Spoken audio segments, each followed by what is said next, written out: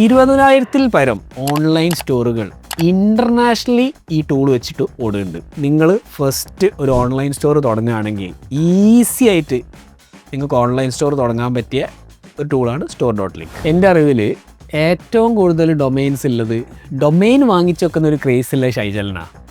എന്താണ് അതെന്താ സമയം ഡൊമെയിൻ മറിച്ച് വിൽക്കുമോ? എന്താണ് ചെയ്യുന്നത്? മറിച്ച് വെക്കാൻ വേണ്ടിയിട്ടല്ല വാങ്ങുന്നത്. അങ്ങനെ ചെയ്യുന്ന ഇഷ്ടംപോലെ ആൾക്കാരുണ്ട്.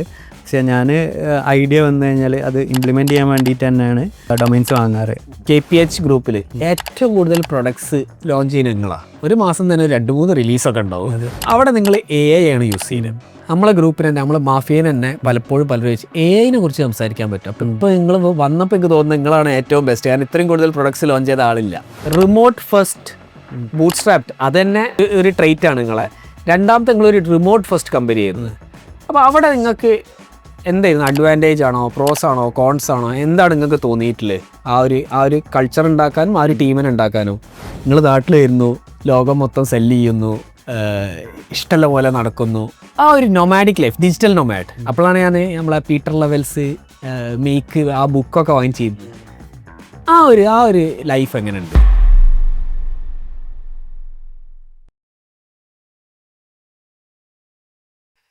ഞങ്ങൾ സ്ഥിരമായിട്ട് പറയുന്ന ഒരു ടൂളുണ്ട്, സ്റ്റോർ.ലിങ്ക്.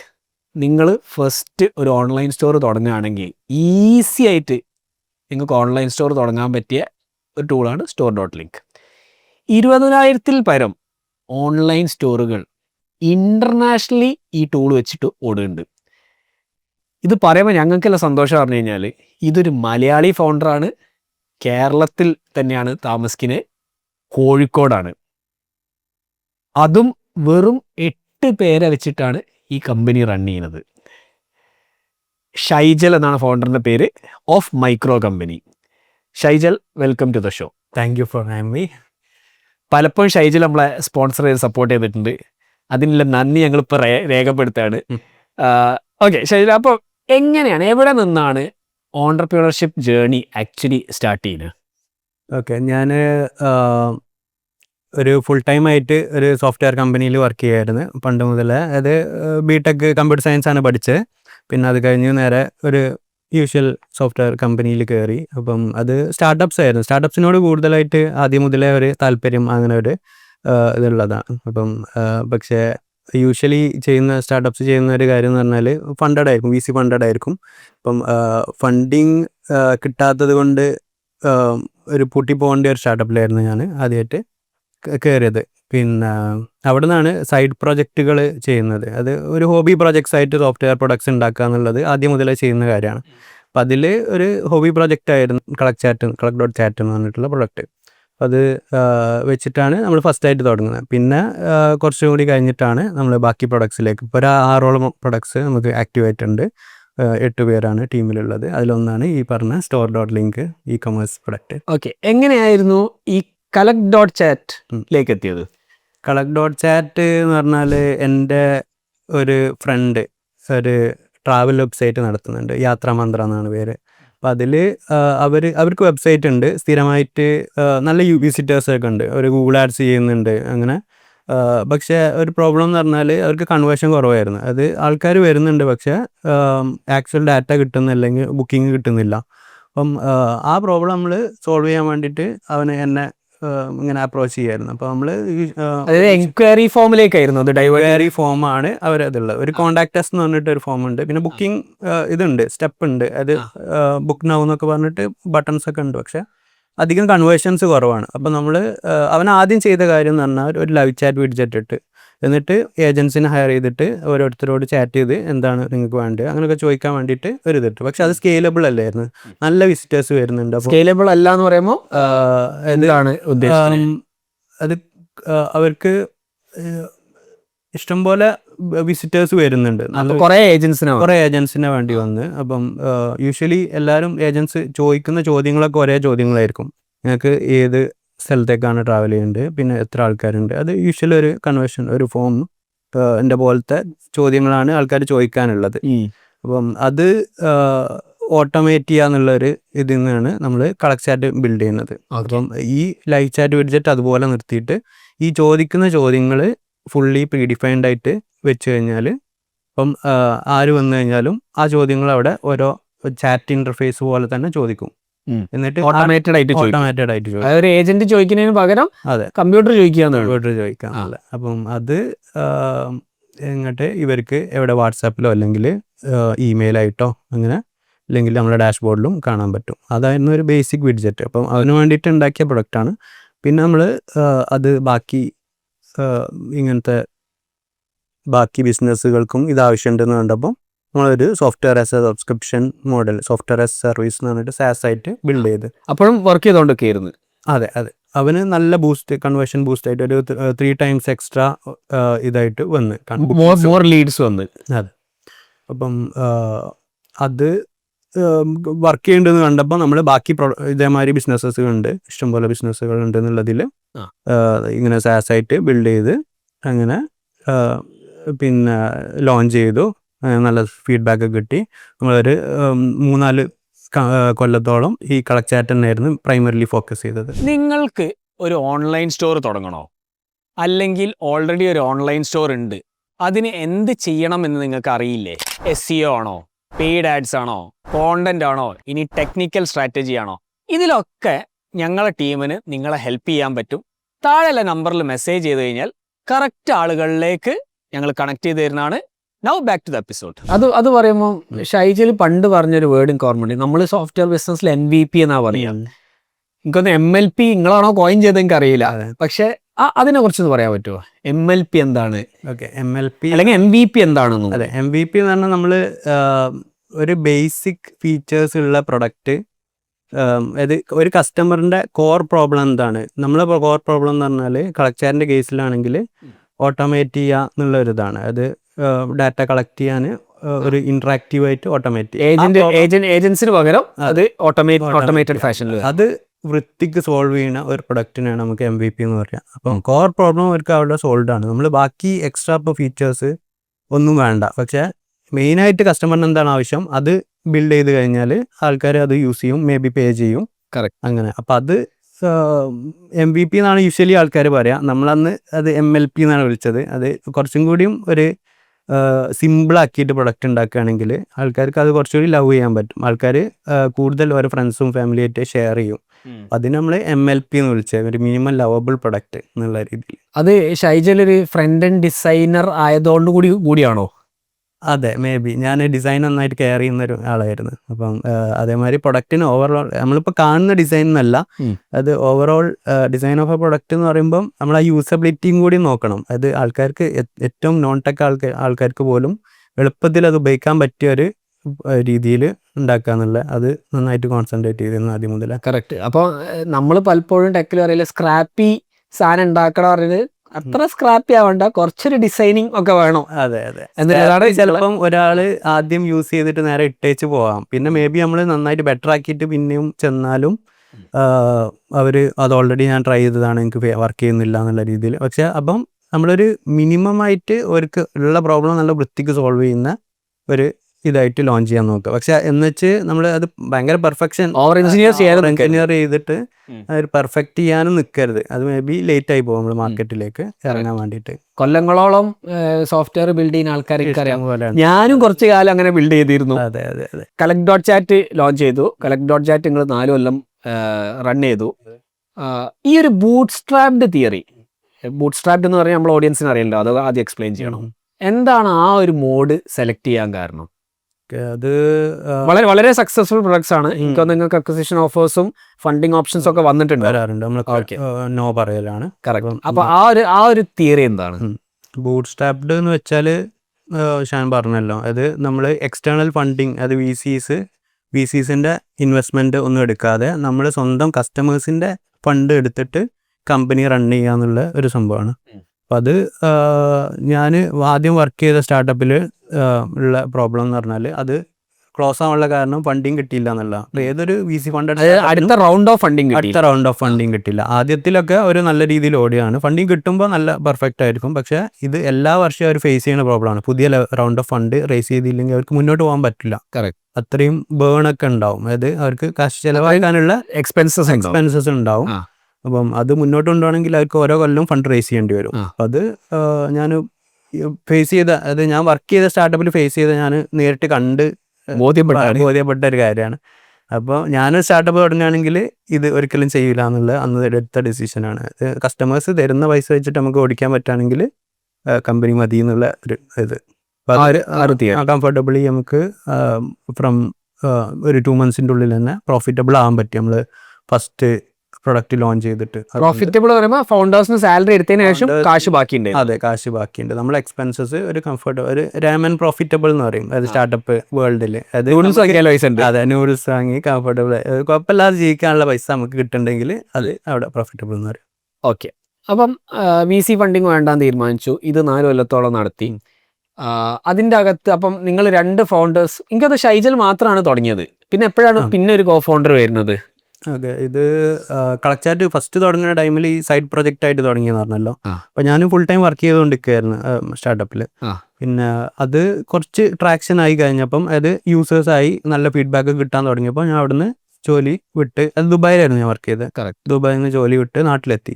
അപ്പോൾ നാട്ടിലെത്തി കഴിഞ്ഞിട്ട് എനിക്ക് ഒറ്റയ്ക്ക് മുന്നോട്ട് പോകാൻ പറ്റുമോയെന്ന് അറിയില്ല. അപ്പോൾ ആ സിറ്റുവേഷനിലാണ് നമ്മൾ മുമ്പേ ഒരുമിച്ചൊക്കെ വർക്ക് ചെയ്തിട്ടുള്ള ഒരാളാണ് അസ്ലം. അത് എൻ്റെ കോളേജ് മേറ്റാണ്.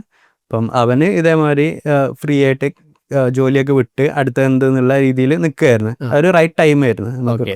അങ്ങനെ അവനെയും കൂടെ കൂട്ടി അത് അധികം ഒന്നും മുന്നോട്ട് പോയില്ല. ഒരു 3-4 months അടുക്ക് തന്നെ അസ്ലം ജോയിൻ ചെയ്തിട്ടുണ്ട്. ഓക്കെ, അതെ. അത് പറഞ്ഞപ്പം എന്താണ് ഈ എനിക്കത് കോളേജിൽ ഒരുമിച്ച് പഠിച്ചത്? നിങ്ങൾ 4 കൊല്ലം ഒരുമിച്ചായിരുന്നു. ഏത് കോളേജിലായിരുന്നു പഠിച്ചത്? TKM കോളേജ്, കൊല്ലം. ഓക്കെ, അപ്പം എന്താണ് കോ ഫൗണ്ടർ സെലക്ഷനിൽ ആക്ച്വലി ഡിഡ് ദാറ്റ് ഹെൽപ്പ്? അതെ, കോളേജിൽ നമ്മൾ ഒരുമിച്ച് പഠിക്കുന്ന കാരണം നമ്മൾ കുറേ കാര്യങ്ങൾ അവരെ പറ്റി അറിയാൻ പറ്റും. അത് ഇത് ഔട്ട് ഓഫ് ഇപ്പം ഒരു സ്കിൽസിനേക്കാളും നമുക്ക് ഒരു മൈൻഡ് സെറ്റാണ് മാച്ച് ആവേണ്ടതെന്നാണ് ഞാൻ എപ്പോഴും പറയല്. കോ ഫൗണ്ടേഴ്സിൻ്റെ നമ്മൾ ഒരേ മൈൻഡ് സെറ്റ്, ഏകദേശം ഒരേ മൈൻഡ് സെറ്റുള്ള ഒരു ഇതായിരുന്നു. പിന്നെ അതേമാതിരി നമ്മൾ മുമ്പേ കോളേജിൽ നിന്നാണെങ്കിലും ചെറിയ പ്രൊഡക്ട്സ് ഒക്കെ ബിൽഡ് ചെയ്യുമ്പം കൂടെ ഉണ്ടായിരുന്നു. അപ്പോൾ സ്കിൽസും അറിയാം, മൈൻഡ് സെറ്റും അറിയാം എന്നുള്ള ആ രീതിയിലാണ് ഒരു റൈറ്റ് മാച്ച് ആയിരുന്നു നമ്മൾ കോ ഫൗണ്ടർ മാച്ചിങ്. അപ്പോൾ ഇപ്പം ആര് ചെയ്യുകയാണെങ്കിലും ആ ഒരു അഡാപ്റ്റബിലിറ്റി അല്ലെങ്കിൽ നേരത്തെ അറിഞ്ഞിരിക്കണം എന്നാണോ പറയുക, അല്ലെങ്കിൽ ജസ്റ്റ് പോയിട്ടൊരു കോ ഫൗണ്ടറെ സെലക്ട് ചെയ്യാൻ പറ്റുമോ? കോ ഫൗണ്ടറിനെ കൈൻഡ് ഓഫ് നമ്മൾ ഒരു മാരേജ് എന്ന് തന്നെ പറയാം കോ ഫൗണ്ടർ എന്ന് പറഞ്ഞാൽ. അപ്പോൾ അത്രയും റിസ്കി ഉള്ള ഒരു കാര്യമാണ്. കുറേ സ്റ്റാർട്ടപ്സ് ഫെയിലാവുന്ന കോ ഫൗണ്ടർ കോൺഫ്ലിക്റ്റ് കാരണമാണ്. അപ്പം അത് നന്നായിട്ട് അറിഞ്ഞിരിക്കുന്നതാണ് ഏറ്റവും ബെറ്റർ എന്ന് തന്നെയാണ്. അപ്പം പക്ഷേ എല്ലാവർക്കും ഇതേമാതിരി കോളേജിൽ നിന്ന് കിട്ടിക്കോളുന്നില്ല കോ ഫൗണ്ടേഴ്സിനെ. പക്ഷേ ഫസ്റ്റ് കോ ഫൗണ്ടറിന്റെ കസിനായിരുന്നു. കസിനാണല്ലേ, അപ്പോൾ പിന്നെ അവരെ കൊല്ലങ്ങളോളം ചെറുപ്പം തൊട്ടേ അറിയാം. അത് അങ്ങനത്തെ ഫാമിലിയിൽ നിന്നുള്ള അല്ലെങ്കിൽ കോളേജിൽ നിന്നുള്ള ഫ്രണ്ട്സ് ഗ്രൂപ്പോ അല്ലെങ്കിൽ അങ്ങനെയൊക്കെ വരുന്ന പല രീതിയിലുണ്ട് കോ ഫൗണ്ടേഴ്സ്. പക്ഷെ മാക്സിമം ഒരു മൈൻഡ് സെറ്റും കൂടി മാച്ച് ആകുന്നുള്ളത് നോക്കാൻ ശ്രമിക്കുക എന്നുള്ള ഒരു ഇതാണ്. അപ്പം അങ്ങനെ ഒരാളില്ലാത്തപ്പം എങ്ങനെ ചെയ്യാം? ഞാൻ കുറച്ച് ഡൈഗ്രസ് ചെയ്യാണ്, പക്ഷെ എന്നാലും അങ്ങനെ ഒരാൾ എനിക്കില്ല. സോ എങ്ങനെ എനിക്ക് ചെയ്യാം? പിന്നെ കാരണം എനിക്ക് ഇപ്പം ടെക് അറിയുന്ന ഒരാളില്ല, അല്ലെങ്കിൽ സെയിൽസ് അറിയുന്ന ഒരാൾ എനിക്ക് വേണം കോ ഫൗണ്ടർ ആയിട്ട്. അതെങ്ങനെ ചെയ്യാം? അതിന് ഏറ്റവും ബെസ്റ്റ് വഴി കമ്മ്യൂണിറ്റീസ് തന്നെ ആയിരിക്കും. ഇപ്പം ഇ-കോം ഷോ ആണെങ്കിൽ ഇ-കോം മാഫിയ അത്രയും ആക്റ്റീവ് ആയിട്ടുള്ള കമ്മ്യൂണിറ്റിയാണ്. ഇ-കൊമേഴ്സിലാണ് നിങ്ങൾ കൊടുക്കുന്നത് ആളെ തപ്പുന്നതെങ്കിൽ. പിന്നെ ഒരു KPH മാഫിയ ഉണ്ട് നമ്മളെ ഇപ്പം കുറച്ചുകൂടി സ്റ്റാർട്ടപ്പ് ടെക് വേൾഡിലാണെങ്കിൽ. പിന്നെ അതുപോലെ അങ്ങനത്തെ കമ്മ്യൂണിറ്റീസ്, ആക്റ്റീവ് കമ്മ്യൂണിറ്റീസിൽ നമുക്ക് ആൾക്കാരെ മനസ്സിലാക്കാൻ പറ്റും. ആൾക്കാർ എന്തൊക്കെയാ സംസാരിക്കുന്നത് വെച്ചിട്ട് അവരെ മനസ്സിലാക്കാം. അതെ, അത് വെച്ചിട്ട് മീറ്റ് ചെയ്ത് നന്നായിട്ട് നല്ല രീതിയിൽ പോവുകയാണെങ്കിൽ ഡെഫിനറ്റ്ലി കൺസിഡർ ചെയ്യാവുന്ന ഒരു കാര്യമാണ് കോ ഫൗണ്ടേഴ്സ്. പിന്നെ ഒരു കോ ഫൗണ്ടർ വേണമെന്ന് നിർബന്ധമില്ല കേട്ടോ. അത് സോളോ ഫൗണ്ടേഴ്സ് ഇഷ്ടംപോലെ ഉണ്ട് നമുക്ക്. അത് സക്സസ്ഫുൾ ആയിട്ടുള്ള ആൾക്കാർ ഇഷ്ടംപോലെ ഉണ്ട്. അത് ഓരോരുത്തരുടെ പ്രിഫറൻസ്, പിന്നെ കൈൻഡ് ഓഫ് ബിസിനസ് ഒക്കെയാണ്. അപ്പം ചില ബിസിനസ്സിൽ നമുക്ക് കോ ഫൗണ്ടറിന് അത്യാവശ്യമായിട്ട് വരും. പക്ഷേ മില്യൺസ് ഓഫ് റവന്യൂ ചെയ്യുന്ന ആൾക്കാർ സോളോ ഫൗണ്ടേഴ്സ് ഇഷ്ടം പോലെ ഉണ്ട്. എക്സാക്ട്ലി. ഓക്കെ, അപ്പം 4 കൊല്ലം കളക്ചാറ്റ് നടത്തി. പിന്നെ അടുത്തൊരു പ്രൊഡക്റ്റ് എന്തായിരുന്നു? പിന്നെ ആ ഒരു അടുത്ത പ്രൊഡക്റ്റ് ചെയ്യാനും എനിക്കത് ഇപ്പം നിങ്ങളൊരു സൂട്ട് ഓഫ് പ്രൊഡക്ട്സ് ആണ്, 6 പ്രൊഡക്ട്സ് ഉണ്ട്. ആ ഒരു തോട്ട് പ്രോസസ്സിലേക്ക് എങ്ങനെ എത്തിയേ? അത് കളക്ചാറ്റ് നമ്മൾ ഇതുപോലെ 3-4 വർഷം ഓടിച്ച്, പിന്നെ കോവിഡൊക്കെ വന്ന ടൈമാണ്. അപ്പോൾ ആ ടൈമിൽ വീട്ടിലിരിക്കുകയാണ്. പിന്നെ കളക്ചാറ്റ് ഏകദേശം നമ്മൾ ഒരു സ്റ്റേബിൾ സ്റ്റേറ്റ് എത്തി. എംപ്ലോയീസ് ഉണ്ടായിരുന്നു ആ സമയത്ത്? എംപ്ലോയീസ് ഉണ്ടായിരുന്നു. എംപ്ലോയീസ് ഉണ്ട്. അപ്പം കസ്റ്റമേഴ്സൊക്കെ കംഫർട്ടബിൾ ആണ്. നമ്മളെ കോർ ഫീച്ചേഴ്സൊക്കെ വെച്ചിട്ട് ഇനി അഡീഷണലി ഒന്നും ഇല്ലെങ്കിലും ഒരു പുതിയ കസ്റ്റമേഴ്സ് വരും, ആ ഒരു രീതിയിലായി. പിന്നെ നമുക്കും അധികം ആയിട്ട് ഇൻവോൾവ്മെൻറ്റ് ആവശ്യമില്ലാത്ത ഒരു രീതിയിലായ കഴിഞ്ഞപ്പം ആണ് അടുത്ത പ്രൊഡക്റ്റ് നോക്കാമെന്നുള്ളൊരു ഇതിലേക്ക് വന്നത്. ഓക്കെ, ആ പ്രൊഡക്റ്റ് തുടങ്ങുന്നതിൻ്റെ മുമ്പ് എത്ര പേരെ നിങ്ങൾ ആഡ് ചെയ്തിരുന്നു സ്റ്റാഫായിട്ട്? നമ്മൾ 3-4 പേരുണ്ടായിരുന്നു സപ്പോർട്ടിലും, പിന്നെ ഡെവലപ്മെൻറ്റ് 2 പേര്, ആ രീതിയിൽ. സപ്പോർട്ടിൽ രണ്ട് പേരാണ്. സപ്പോർട്ടിൽ ഒരാളായിരുന്നു. ഒരാള് റീസെൻ്റ്ലി ആണ് സപ്പോർട്ടിലേക്ക് പിന്നെ ഓക്കെ. അപ്പം പിന്നെ ഇവരൊക്കെ നിങ്ങൾ റിമോട്ട് ഫസ്റ്റ് ബൂട്ട് സ്ട്രാപ്ഡ് അത് തന്നെ ഒരു ട്രേറ്റ് ആണ് നിങ്ങളെ. രണ്ടാമത്തെ നിങ്ങളൊരു റിമോട്ട് ഫസ്റ്റ് കമ്പനി ആയിരുന്നു. അപ്പോൾ അവിടെ നിങ്ങൾക്ക് എന്തായിരുന്നു അഡ്വാൻറ്റേജ് ആണോ, പ്രോസ് ആണോ, കോൺസ് ആണോ, എന്താണ് നിങ്ങൾക്ക് തോന്നിയിട്ടുള്ളത് ആ ഒരു കൾച്ചർ ഉണ്ടാക്കാനും ആ ഒരു ടീമിനെ ഉണ്ടാക്കാനും? റിമോട്ട് ഫസ്റ്റ് നമുക്ക് രണ്ടും പറയാം. ഒരു അഡ്വാൻറ്റേജും ആണ്, ഡിസഡ്വാൻറ്റേജ് ആണ്. റിമോട്ട് നമ്മളെ ഓഡിയൻസിന് പറയലുണ്ടാവും. റിമോട്ട് എന്ന് പറഞ്ഞാൽ നമ്മളൊരു ഫിസിക്കൽ ഓഫീസ് സ്പേസ്, ഒരു ഓഫീസ് ഇല്ലാതെ നമ്മൾ ഓൺലൈനായിട്ട് വർക്ക് ചെയ്യുക. റിമോട്ട് ഇപ്പം പക്ഷേ കോവിഡിന് ശേഷം നമ്മൾ വേറെ എക്സ്ട്രാ പറഞ്ഞു കൊടുക്കേണ്ട ആവശ്യമില്ല, ആൾക്കാർക്ക് അറിയാം. ഏകദേശം എല്ലാവരും റിമോട്ടായി ആ ഒരു കോവിഡ് ടൈമിൽ. പക്ഷേ നമ്മൾ അതിൻ്റെ മുമ്പ് തന്നെ ഇത് റിമോട്ടായിട്ട് വർക്ക് ചെയ്തിട്ട്. അതെ, കോവിഡിന് മുമ്പേ റിമോട്ടായ ടീമാണ്. അപ്പം അത് നമുക്ക് ഒരു പെർട്ടിക്കുലർ ലൊക്കേഷനിൽ മാത്രം ആൾക്കാരെ തപ്പേണ്ട ആവശ്യമില്ല. അങ്ങനെ ഒരു ബിഗ് അഡ്വാൻറ്റേജ് ഉണ്ട്. നമുക്ക് ഗ്ലോബലി എവിടെ വേണമെങ്കിലും ആൾക്കാർ ഉണ്ടായിക്കഴിഞ്ഞാൽ അവരെ വെച്ചിട്ട് കമ്പനി ഓടിക്കാൻ പറ്റും. പക്ഷേ മേ ബി ചിലപ്പോൾ എല്ലാവർക്കും പറ്റിയ ഒരു സംഭവമല്ല റിമോട്ട്. ചിലവർക്ക് അത് പ്രൊഡക്ടിവിറ്റിനെ നന്നായിട്ട് ബാധിക്കും. വീട്ടിലിരുന്നില്ലെങ്കിൽ ഒരു ഓഫീസിൻ്റെ ഒരു സെറ്റപ്പ് ഇല്ലെങ്കിൽ ജോലി ചെയ്യാൻ പറ്റാത്ത ആൾക്കാരുണ്ട്. അപ്പം നമ്മൾ അങ്ങനത്തെ ആൾക്കാരാണ് റിമോട്ടായിട്ട് കംഫർട്ടബിൾ ആയിട്ടുള്ള ആൾക്കാരാണ് തപ്പി എടുക്കാറ്. പിന്നെ ഉള്ളത് ഇതേമാതിരി ഫിസിക്കൽ കണക്ഷൻ ചിലപ്പോൾ നേരിട്ട് ഡെയിലി കണ്ടു കഴിഞ്ഞാൽ കുറച്ചുകൂടി നമുക്ക് പുതിയ ഐഡിയാസ് ഷെയർ ചെയ്യാൻ അങ്ങനത്തെ ഒരു പ്രശ്നമുണ്ട്. കറക്റ്റ്. അപ്പം അത് നമ്മൾ ഒരു വിധത്തിൽ സോൾവ് ചെയ്യുന്നത് നമ്മൾ ഇടയ്ക്ക് മീറ്റപ്സ് നടത്താറുണ്ട്, നേരിട്ട് മീറ്റ് ചെയ്യും. അങ്ങനെ നേരിട്ട് മീറ്റ് ചെയ്യാൻ എല്ലാ ക്വാർട്ടർ ആണോ അല്ലെങ്കിൽ ഓഫ് സൈറ്റ് പ്ലാൻ ചെയ്യും? അത് ഡിപ്പെൻസ്. അത് അങ്ങനെ ഫിക്സഡ് ഒരു സ്ട്രക്ചർ ഇല്ല. നമ്മൾ എല്ലാവരും അവൈലബിൾ ആകുമ്പം മിക്കവാറും കൂടും അങ്ങനെ അവരത്. പക്ഷേ ഇതൊരു മാസീവ് അഡ്വാൻറ്റേജ് ആണ്.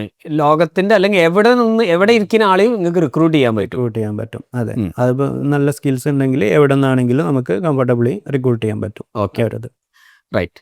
അപ്പോൾ അടുത്ത പ്രൊഡക്റ്റ് ടീം സെറ്റായി. ടീം നിങ്ങൾ ഇന്റർനാഷണൽ മെമ്പേഴ്സ് ആരെങ്കിലും ഇപ്പൊ ടീമിൽ ഇടുവാന്നല്ലേ? കറന്റ് ഉണ്ട്, 2 പേരുണ്ട്. അപ്പോൾ അതുവരെ നിങ്ങൾ ഫുള്ള് മലയാളികളെ തന്നെയായിരുന്നു റിക്രൂട്ട് ചെയ്തത് അല്ലേ? ഓക്കെ, നിങ്ങൾ ആ ഒരു ലാംഗ്വേജ് ബാരിയർ ഒഴിവാക്കുക. അതെ, ഇപ്പം tech team core tech team full Malayalees ആണ്. അപ്പം നമ്മൾ ഇപ്പം പ്രൊഡക്റ്റ് ഡിസ്കഷൻ ആണെങ്കിലും മലയാളത്തിലാണ് സംസാരിക്കുക. ആ ഒരു ഇതുണ്ട്. പക്ഷേ ബാക്കി ടീംസ് ഇപ്പം ഡിസൈൻ അല്ലെങ്കിൽ സപ്പോർട്ട് അങ്ങനത്തെ ഹയർ ചെയ്യുകയാണെങ്കിൽ, സപ്പോർട്ടിൽ ഇപ്പം നമ്മൾ 2 പേരുള്ളത്, 2 പേരും തുർക്കിയിൽ നിന്നാണുള്ളത്. അപ്പം അങ്ങനെ കോഴിക്കോട് വന്നിട്ട് തുർക്കിക്കാർക്ക് ശമ്പളം കൊടുക്കണ്ടല്ലേ? ഏതാ ഈ ഒരു ഞാൻ ഇപ്പൊ പറയല്, ഈ ഗൾഫിലൊന്നും പോകേണ്ട ആവശ്യമില്ല, ഇവിടെ ഇരുന്നാൽ മതി. ഗൾഫിലെ കാശും ഇവിടുന്ന് ഗൾഫുകാർ നമുക്ക് റിക്രൂട്ട് ചെയ്യാം. എവിടെയും ഇപ്പൊ സെല് ചെയ്യാൻ പറ്റും, എവിടുന്ന് റിക്രൂട്ട് ചെയ്യാം. കമ്പ്യൂട്ടർ ഇന്റർനെറ്റ് കണക്ഷൻ ഉണ്ടെങ്കിൽ പോസിബിൾ ആണ്. ഡോളേഴ്സിൽ ഏൺ ചെയ്യുക, റുപ്പീസിൽ ഇവിടെ കിട്ടും ചെയ്യും. ഓക്കെ, അപ്പോൾ രണ്ടാമത്തെ പ്രൊഡക്റ്റ് എന്തായിരുന്നു? രണ്ടാമത്തെ പ്രൊഡക്റ്റ് വാട്സ് ഫോം എന്ന് പറഞ്ഞിട്ടുള്ള പ്രൊഡക്റ്റാണ്. അത് ഒരു വാട്സാപ്പ് ഫോം എന്ന് പറയാം ബേസിക്കലി. അത് ഇപ്പോൾ ഒരു ഗൂഗിൾ ഫോമിൽ നിങ്ങളുടെ ഡാറ്റ എൻ്റർ ചെയ്തിട്ട് സബ്മിറ്റ് അടിക്കുമ്പം അവിടെ അത് കഴിഞ്ഞു. ഇ കൊമേഴ്സ് കമ്പനികൾ അതായിരുന്നു യൂസ് ചെയ്യുന്നത്. ഇ കൊമേഴ്സ് കമ്പനീസും അത് യൂഷ്വലി എല്ലാവരും ഫോം എന്ന് പറയുമ്പം ഒരു ഗൂഗിൾ ഫോം ആയിട്ടാണ് റിലേറ്റ് ചെയ്യുക. അപ്പം അത് സബ്മിറ്റ് ചെയ്ത് കഴിഞ്ഞാൽ ആ ഡാറ്റ വരുന്നത് നിങ്ങളെ ഗൂഗിൾ ഷീറ്റിലോ അല്ലെങ്കിൽ ഇമെയിൽ ആയിട്ടായിരിക്കും. അതെ, പക്ഷെ അതിന് പകരം വാട്സാപ്പ് ഫോം എന്ന് പറഞ്ഞു കഴിഞ്ഞാൽ അത് ഡാറ്റ സബ്മിറ്റ് ചെയ്യുമ്പം അത് ഈ സ്റ്റോർ ഓണർ അല്ലെങ്കിൽ ഈ ഫോം ഉണ്ടാക്കിയ ആളെ വാട്സാപ്പിലേക്കാണ് ഈ ഡാറ്റ പോവുക. അതും കസ്റ്റമറിൻ്റെ നമ്പറിനാണ് വരിക. അപ്പോൾ കസ്റ്റമർ നമ്പർ വേറെ കൊടുക്കേണ്ട ആവശ്യമില്ല. അപ്പോൾ ഇൻസ്റ്റന്റ് കണക്ഷൻ അവിടെ മേക്ക് ചെയ്യാം. അത് ഒരു ഓണർക്ക് നേരെ റിപ്ലൈ ചെയ്താൽ മതി. അവരുടെ ഫോമിൻ്റെ ഡാറ്റ സബ്മിറ്റ് ആയി കഴിഞ്ഞാൽ പിന്നെ നിങ്ങൾക്ക് ഓർഡർ കൺഫേം ആയി, അല്ലെങ്കിൽ പേയ്മെൻറ്റ് എടുക്കണമെങ്കിൽ പേയ്മെൻറ്റ് ലിങ്ക് അയച്ചു കൊടുക്കുക. അങ്ങനെ ബാക്കി ഫോളോ അപ്സ് ഒക്കെ നേരെ ബാക്കി അവിടുന്ന് വാട്സാപ്പിൽ നിന്ന് ചെയ്യാൻ പറ്റും. അപ്പോൾ അത് ഓൾറെഡി ആൾക്കാർ ചെയ്യുന്ന കാര്യമാണ്. വാട്സാപ്പിൽ ബിസിനസ് ചെയ്യുന്ന ആൾക്കാർ ഇപ്പോൾ വെബ്സൈറ്റ് ഉണ്ടെങ്കിൽ അവർ ഒരു വാട്സാപ്പ് വിഡ്ജറ്റൊക്കെ ഇട്ടിട്ട് അവിടെ എത്തിയിട്ട് ഹായ് ഹലോ അടിച്ചിട്ട് കറക്റ്റ് ബാക്കി ചോദ്യങ്ങളൊക്കെ ഇവർ മാനുവലി ചോദിക്കുകയാണ് വാട്സാപ്പിൽ. അപ്പം അതിന് പകരം നമ്മൾ എന്തൊക്കെ ചോദ്യങ്ങളാണ് യൂഷ്വലി ചോദിക്കുക, ഇപ്പം കളക്ടറിൽ പറഞ്ഞ പോലെ തന്നെ ഇപ്പോൾ ഇ കൊമേഴ്സ് ആണെങ്കിൽ ഓരോ പ്രൊഡക്റ്റിൻ്റെ പ്രൈസിങ്ങും ഇമേജൊക്കെ അവിടെ ലിസ്റ്റ് ചെയ്യുക. പിന്നെ അല്ലെങ്കിൽ ഇപ്പോൾ എന്തെങ്കിലും സിമ്പിൾ വേറെ എന്തെങ്കിലും ഒരു ഈവൻറ്റ് ബുക്കിങ്ങിനൊക്കെ ആണെങ്കിൽ അതിൻ്റെ ഡാറ്റ ഇമെയിലും ഏതൊക്കെ എന്നുള്ള ഡാറ്റ ഫോം കളക്ട് ചെയ്ത് കഴിഞ്ഞാൽ നേരെ ആ ഫുൾ ഡാറ്റ നിങ്ങൾക്ക് വാട്സാപ്പിൽ എത്താണ് ഇൻസ്റ്റന്റ്ലി. ബേസിക്കലി അവിടെ ഈസി ആക്കാണ്. എല്ലാത്തിനും ആൻസർ ചെയ്യുന്നതിന് പകരം നിങ്ങളെ സെയിം സാധനം കളക്ട് ചാറ്റിൽ നിങ്ങൾ മാനുവൽ ഏജൻസിനെ കുറച്ചതാണ്, ഇവിടെ നിങ്ങൾ മാനുവൽ ഏജൻസിനെ കുറയ്ക്കുകയാണ്. മാനുവൽ ഏജൻസിനെ കുറക്കണം. പക്ഷെ സ്റ്റിൽ മാനുവൽ ഏജൻസ് ഇഷ്ടംപോലെ യൂസ് ചെയ്യുന്ന ആൾക്കാരുണ്ട് കേട്ടോ. അപ്പൊ അത് അത്രയും സ്കെയിലിൽ വരുന്ന ആൾക്കാർക്ക് അത്രയും കൂടുതൽ ഓർഡേഴ്സ് ഏജൻസിന്റെ മാനേജ് ഇത് ഇവർക്ക് ചിലപ്പം ചില അഡീഷണൽ ക്വസ്റ്റ്യൻസ് ഒക്കെ ഉണ്ടാവും. അതിന് സ്റ്റിൽ ഏജൻസിനെ യൂസ് ചെയ്യുന്നവരുടെ ആവശ്യം ഉണ്ടാവും. ഓക്കെ, അപ്പോൾ വാട്സ്ഫോം ചെയ്തു. വാട്സ്ഫോം ചെയ്ത് പിന്നെ അടുത്ത പ്രൊഡക്റ്റ് ആണ് വാട്സ്ഫോം. നിങ്ങൾ ഇ കൊമേഴ്സ് കമ്പനീസിന് ഓൾറെഡി അവർ ഡയറക്ട്ലി വാട്സാപ്പിലേക്കാണ് കൊണ്ടുവരുന്നത്. അതിന് പകരം അതിലൊരു ലെയർ ഇട്ടു. ഈ ക്വസ്റ്റ്യൻസ് കഴിഞ്ഞിട്ട് വാട്സാപ്പിലേക്ക് എൻക്വയറി വന്നാൽ മതി. അതെ അതെ. ഓക്കെ, അത് കഴിഞ്ഞിട്ട് എന്തായിരുന്നു സംഭവിച്ചത്? അത് കഴിഞ്ഞിട്ട് നമ്മൾ 2 പ്രൊഡക്ട്സ് ഒരുമിച്ച് ചെയ്തത്, ഈ ലൊക്കേറ്റ് സ്റ്റോറും store.link. ഓക്കെ, അത് രണ്ടും നമ്മൾ ഒരുമിച്ച് ഐഡൻറ്റിഫൈ ചെയ്ത പ്രോബ്ലംസ് ആണ്. അപ്പോൾ അതിൽ ഇപ്പോൾ ലൊക്കേറ്റ് സ്റ്റോർ ആണെങ്കിൽ നിങ്ങൾക്ക് ഒരു ഓഫ്ലൈൻ സ്റ്റോർ ഉണ്ടെങ്കിൽ നിങ്ങൾക്ക് മൾട്ടിപ്പിൾ ഷോപ്സ് ഉണ്ടാവുകയാണെങ്കിൽ അതിലെ എല്ലാ ഷോപ്സും ഒരുമിച്ച് ഒരു മാപ്പിൽ കാണാൻ പറ്റാന്നുള്ള യൂഷ്വലി എല്ലാ കുറച്ച് സൈറ്റ്സിലൊക്കെ കാണുന്ന കാര്യമാണ്. ലൊക്കേറ്റ് ടാബ് ഉണ്ടാവും. അതെ, അതിൽ കയറി കഴിഞ്ഞാൽ അവരെ മൾട്ടിപ്പിൾ സ്റ്റോർസ് ഇങ്ങനെ മാപ്പിലായിട്ട് കാണിക്കാൻ പറ്റും. അപ്പോൾ അതിന് ടൂൾസ് ഉണ്ടായിരുന്നു ഓൾറെഡി. പക്ഷേ ചിലർക്ക് അത് ഗൂഗിൾ ഷീറ്റിലാണ് ആ ഡാറ്റ വേണ്ടത്. ഗൂഗിൾ ഷീറ്റിൽ നിങ്ങളെ സ്റ്റോർ നെയിമും അഡ്രസ്സും ജസ്റ്റ് ലിസ്റ്റ് ചെയ്ത് കഴിഞ്ഞാൽ അത് ഓട്ടോമാറ്റിക്കായിട്ട് നിങ്ങൾ ഈ മാപ്പായിട്ട് കൺവേർട്ട് ചെയ്യുന്ന ആ ഒരു സ്റ്റെപ്പ്. ഗൂഗിൾ ഷീറ്റ് ചൂസ് ചെയ്യാൻ കാരണം ഗൂഗിൾ ഷീറ്റിന്റെ മുകളിലാണ് നിങ്ങൾ എല്ലാ പ്രൊഡക്റ്റും ഗൂഗിൾ ഷീറ്റിന്റെ മുകളിലാണ്. ആ പ്രൊഡക്റ്റ് ഒരു 2-3 പ്രൊഡക്ട്സ്, 2-3 ഇപ്പോഴത്തെ ലീഡിംഗ് പ്രൊഡക്ട്സ് എന്ന് പറയാം. അതെ, ഗൂഗിൾ ഷീറ്റ് വരാൻ കാരണം ഗൂഗിൾ ഷീറ്റ് അത്രയും ആൾക്കാർ, മില്യൺസ് ഓഫ് ആൾക്കാർ ഉപയോഗിക്കുന്ന ഒരു കാര്യമാണ്. അപ്പം കുറേ ആൾക്കാർ അതിൽ നല്ല കംഫർട്ടബിൾ ആണ്. അപ്പം അതന്നെ മതി. ഇപ്പം ഈവൻ ഷോപ്പിഫൈ റൺ ചെയ്യുന്ന ആൾക്കാണെങ്കിലും ഇൻവെന്ററി ഗൂഗിൾ ഷീറ്റിൽ സ്റ്റിൽ മാനേജ് ചെയ്യുന്ന ആൾക്കാരുണ്ട്. എന്നിട്ട് അവർ ഇവിടുന്ന് ഇമ്പോർട്ട് ചെയ്യും അതിനുള്ള ടൂൾസ് വെച്ചിട്ട്.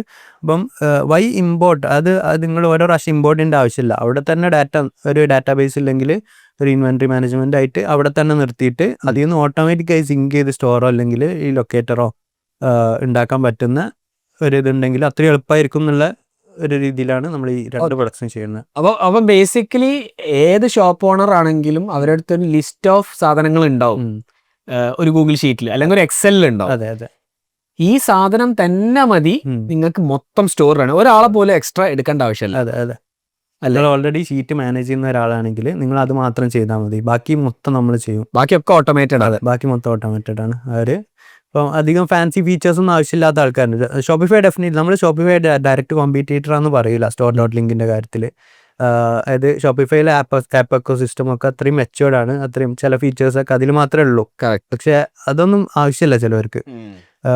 അത് ബേസിക് ആയിട്ട് നിങ്ങൾക്ക് ഇൻവെന്ററി ഷീറ്റിലുണ്ടെങ്കിൽ അത് വെച്ചിട്ടൊരു ബേസിക് സ്റ്റോർ ഉണ്ടാക്കുക, അത് എളുപ്പമാക്കുക എന്നുള്ളതാണ് നമ്മൾ ചെയ്യുന്നത്. ബേസിക്കലി ഒരു ഗ്രോസറി ആണോ ഒരു കിരാനയാണോ ഇതൊന്നും ആവശ്യമില്ല. നിങ്ങൾക്ക് ഡയറക്ട്ലി ഈ ഷീറ്റിൽ സാധനം ഉണ്ടെങ്കിൽ നിങ്ങളെ വെബ്സൈറ്റ് അപ്പായിരിക്കും. വേറെ ഒറ്റത്തിന് ഒരു ഡെവലപ്പറെ ആവശ്യമില്ല. അതെ അതെ. ഇത് ആക്ച്വലി ഞങ്ങളിത് സ്കെയിലപ്പിന്റെ ഇവന്റിന് നമ്മൾ store.link വെച്ചിട്ട് അങ്ങനെ ഒരു വെബ്സൈറ്റ് ഉണ്ടാക്കാന്ന് പഠിപ്പിക്കുക എന്ന് പറഞ്ഞിട്ട് ഞങ്ങൾ ഇറങ്ങിയിരുന്നു. എനിക്കൊന്ന് 100 ആൾക്കാരുണ്ടായിരുന്നു. ഈ ഇവന്റ് കഴിഞ്ഞപ്പോൾ ഇവരൊക്കെ ഇങ്ങനെ പിന്നെന്താ പറയാ വണ്ടറടിച്ച് വെക്കുക. കാരണം അതുവരെ ഇതെന്തോ വലിയ സംഭവം വിചാരിച്ച് വെക്കുക ഈ വെബ്സൈറ്റ് ഉണ്ടാക്കണേ. നമ്മൾ സിമ്പിളായിട്ട് എല്ലാം ഗൂഗിൾ ഷീറ്റിൽ ചെയ്യുന്നു. ഗൂഗിൾ ഷീറ്റിൽ ഇവിടെ അടിക്കുമ്പോൾ അപ്പുറത്ത് പ്രൊഡക്റ്റ് വരുന്നു. ഇവിടെ മറ്റേ എന്താ പറയുക ഇൻവെന്ററി അപ്ഡേറ്റ് ചെയ്യുമ്പോൾ അവിടെ ഔട്ട് ഓഫ് സ്റ്റോക്കും ഇൻ സ്റ്റോക്കും ആവുന്നു.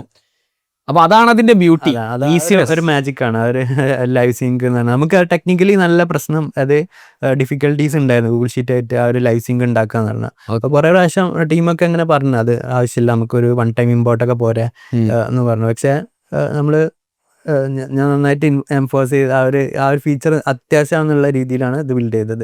മസ്റ്റ് ഹാവ് ഫീച്ചറാണ് അത്. നമ്മളെ MLP-ലെ ഒരു മേജർ ഫീച്ചർ എന്ന് പറഞ്ഞ പോലെ അങ്ങനെ ഒരു ഫീച്ചർ ആയിരുന്നു ആ ഒരു ലൈവ് സിങ്ക് എന്ന് പറഞ്ഞാൽ. അത് ഗൂഗിൾ ഷീറ്റ് മാത്രം നോക്കിയാൽ മതി, നിങ്ങൾ വേറെ ഡാഷ്ബോർഡ് ഒന്നും നോക്കണ്ട. ഗൂഗിൾ ഷീറ്റിൽ മാത്രം ഡാറ്റ അതൊക്കെയാ നിങ്ങളെ സൈറ്റ് അങ്ങനെ റൺ ചെയ്തോളും എന്നുള്ള ഒരു റൺ ചെയ്തോളും. അപ്പം ഇനി അവിടെ നിന്നില്ല വേറൊരു ക്വസ്റ്റ്യൻ പറഞ്ഞു കഴിഞ്ഞാൽ എങ്ങനെയായിരുന്നു ആ ഫസ്റ്റ് ഫ്യൂ കസ്റ്റമേഴ്സ് ഞങ്ങൾ store.linkന് കണ്ടുപിടിച്ചത്? നമ്മൾ ലൊക്കേറ്റ് സ്റ്റോർ ഇവിടെ പറയില്ല, കാരണം അത് ഓഫ്ലൈൻ സ്റ്റോഴ്സ് മൾട്ടിപ്പിൾ സ്റ്റോർ ഉണ്ടെങ്കിൽ നിങ്ങൾക്ക് ഒരു മാപ്പിൽ കാണിക്കാൻ ഏറ്റവും ബെസ്റ്റ് വിഡ്ജറ്റാണ്. ഈ store.linkലേക്ക് എങ്ങനെയായിരുന്നു കസ്റ്റമേഴ്സിനെ ഇനീഷ്യലി കൊണ്ടുവന്നത്? store.linkലേക്ക് നമ്മൾ ഇനീഷ്യൽ ഇതെന്ന് പറഞ്ഞാൽ മാർക്കറ്റ് പ്ലേസ്, അത് ഗൂഗിളിനൊരു മാർക്കറ്റ് പ്ലേസ് ഉണ്ട്. ഗൂഗിൾ ഷീറ്റിനാണെങ്കിൽ നിങ്ങൾ എക്സ്റ്റൻഷൻസ് എന്ന് പറഞ്ഞിട്ട് മേലെ ഒരു ടാബ് ഉണ്ടാവും. അത് അവിടെ പോയി കഴിഞ്ഞാൽ കുറേ ആപ്സ്, ഇപ്പോൾ ഷോപ്പിഫൈ ആപ്സ് പറഞ്ഞ പോലെ അങ്ങനത്തെ പ്ലേ സ്റ്റോർ അറിയുന്ന പോലെ, പ്ലേ സ്റ്റോർ പറഞ്ഞ പോലെ. അപ്പം ആൻഡ്രോയിഡിൽ നമുക്ക് ആപ്സ് ഡൗൺലോഡ് ചെയ്യാൻ അതുപോലെ ഗൂഗിൾ എക്കോ സിസ്റ്റം, അതായത് ഗൂഗിൾ ഷീറ്റ്, ഗൂഗിൾ ഡോക്സ്, അങ്ങനത്തെ ഇതിൻ്റെ മേലെ വർക്ക് ചെയ്യണ ആപ്സ് ഉണ്ട്. അപ്പം അത് ആൾക്കാർ ഓൾറെഡി ഉപയോഗിക്കുന്നുണ്ട്. അത് അവിടെ സെർച്ചസ് വരുന്നുണ്ട്, സ്റ്റോർ എങ്ങനെ ഉണ്ടാക്കാം എന്നൊക്കെ പറഞ്ഞിട്ട് സെർച്ചസ് വരുന്നുണ്ട്. അത് നിങ്ങൾ ആദ്യം ചെക്ക് ചെയ്തിരുന്നു ഇങ്ങനത്തെ സെർച്ചസ് ഉണ്ടോന്ന്? നമ്മൾ കോമ്പറ്റീറ്റർ പ്രൊഡക്ട്സ് അവിടെ ഉണ്ടോ, ലിസ്റ്റഡ് ആണോ, അവർക്ക് എത്ര ഡൗൺലോഡ്സ് ഉണ്ട്, അതൊക്കെ ചെക്ക് ചെയ്തിട്ടാണ് ഇതിലേക്ക് ഇറങ്ങുന്നത്. അപ്പം അതായിരുന്നു നമ്മുടെ ഒരു ഇനീഷ്യൽ ഒരു ഇത്. പക്ഷേ ഇപ്പം കറന്റ് അതൊന്നുമല്ല നമ്മുടെ മേജർ സോഴ്സ് ഓഫ് ആൾക്കാർ വരുന്നത്.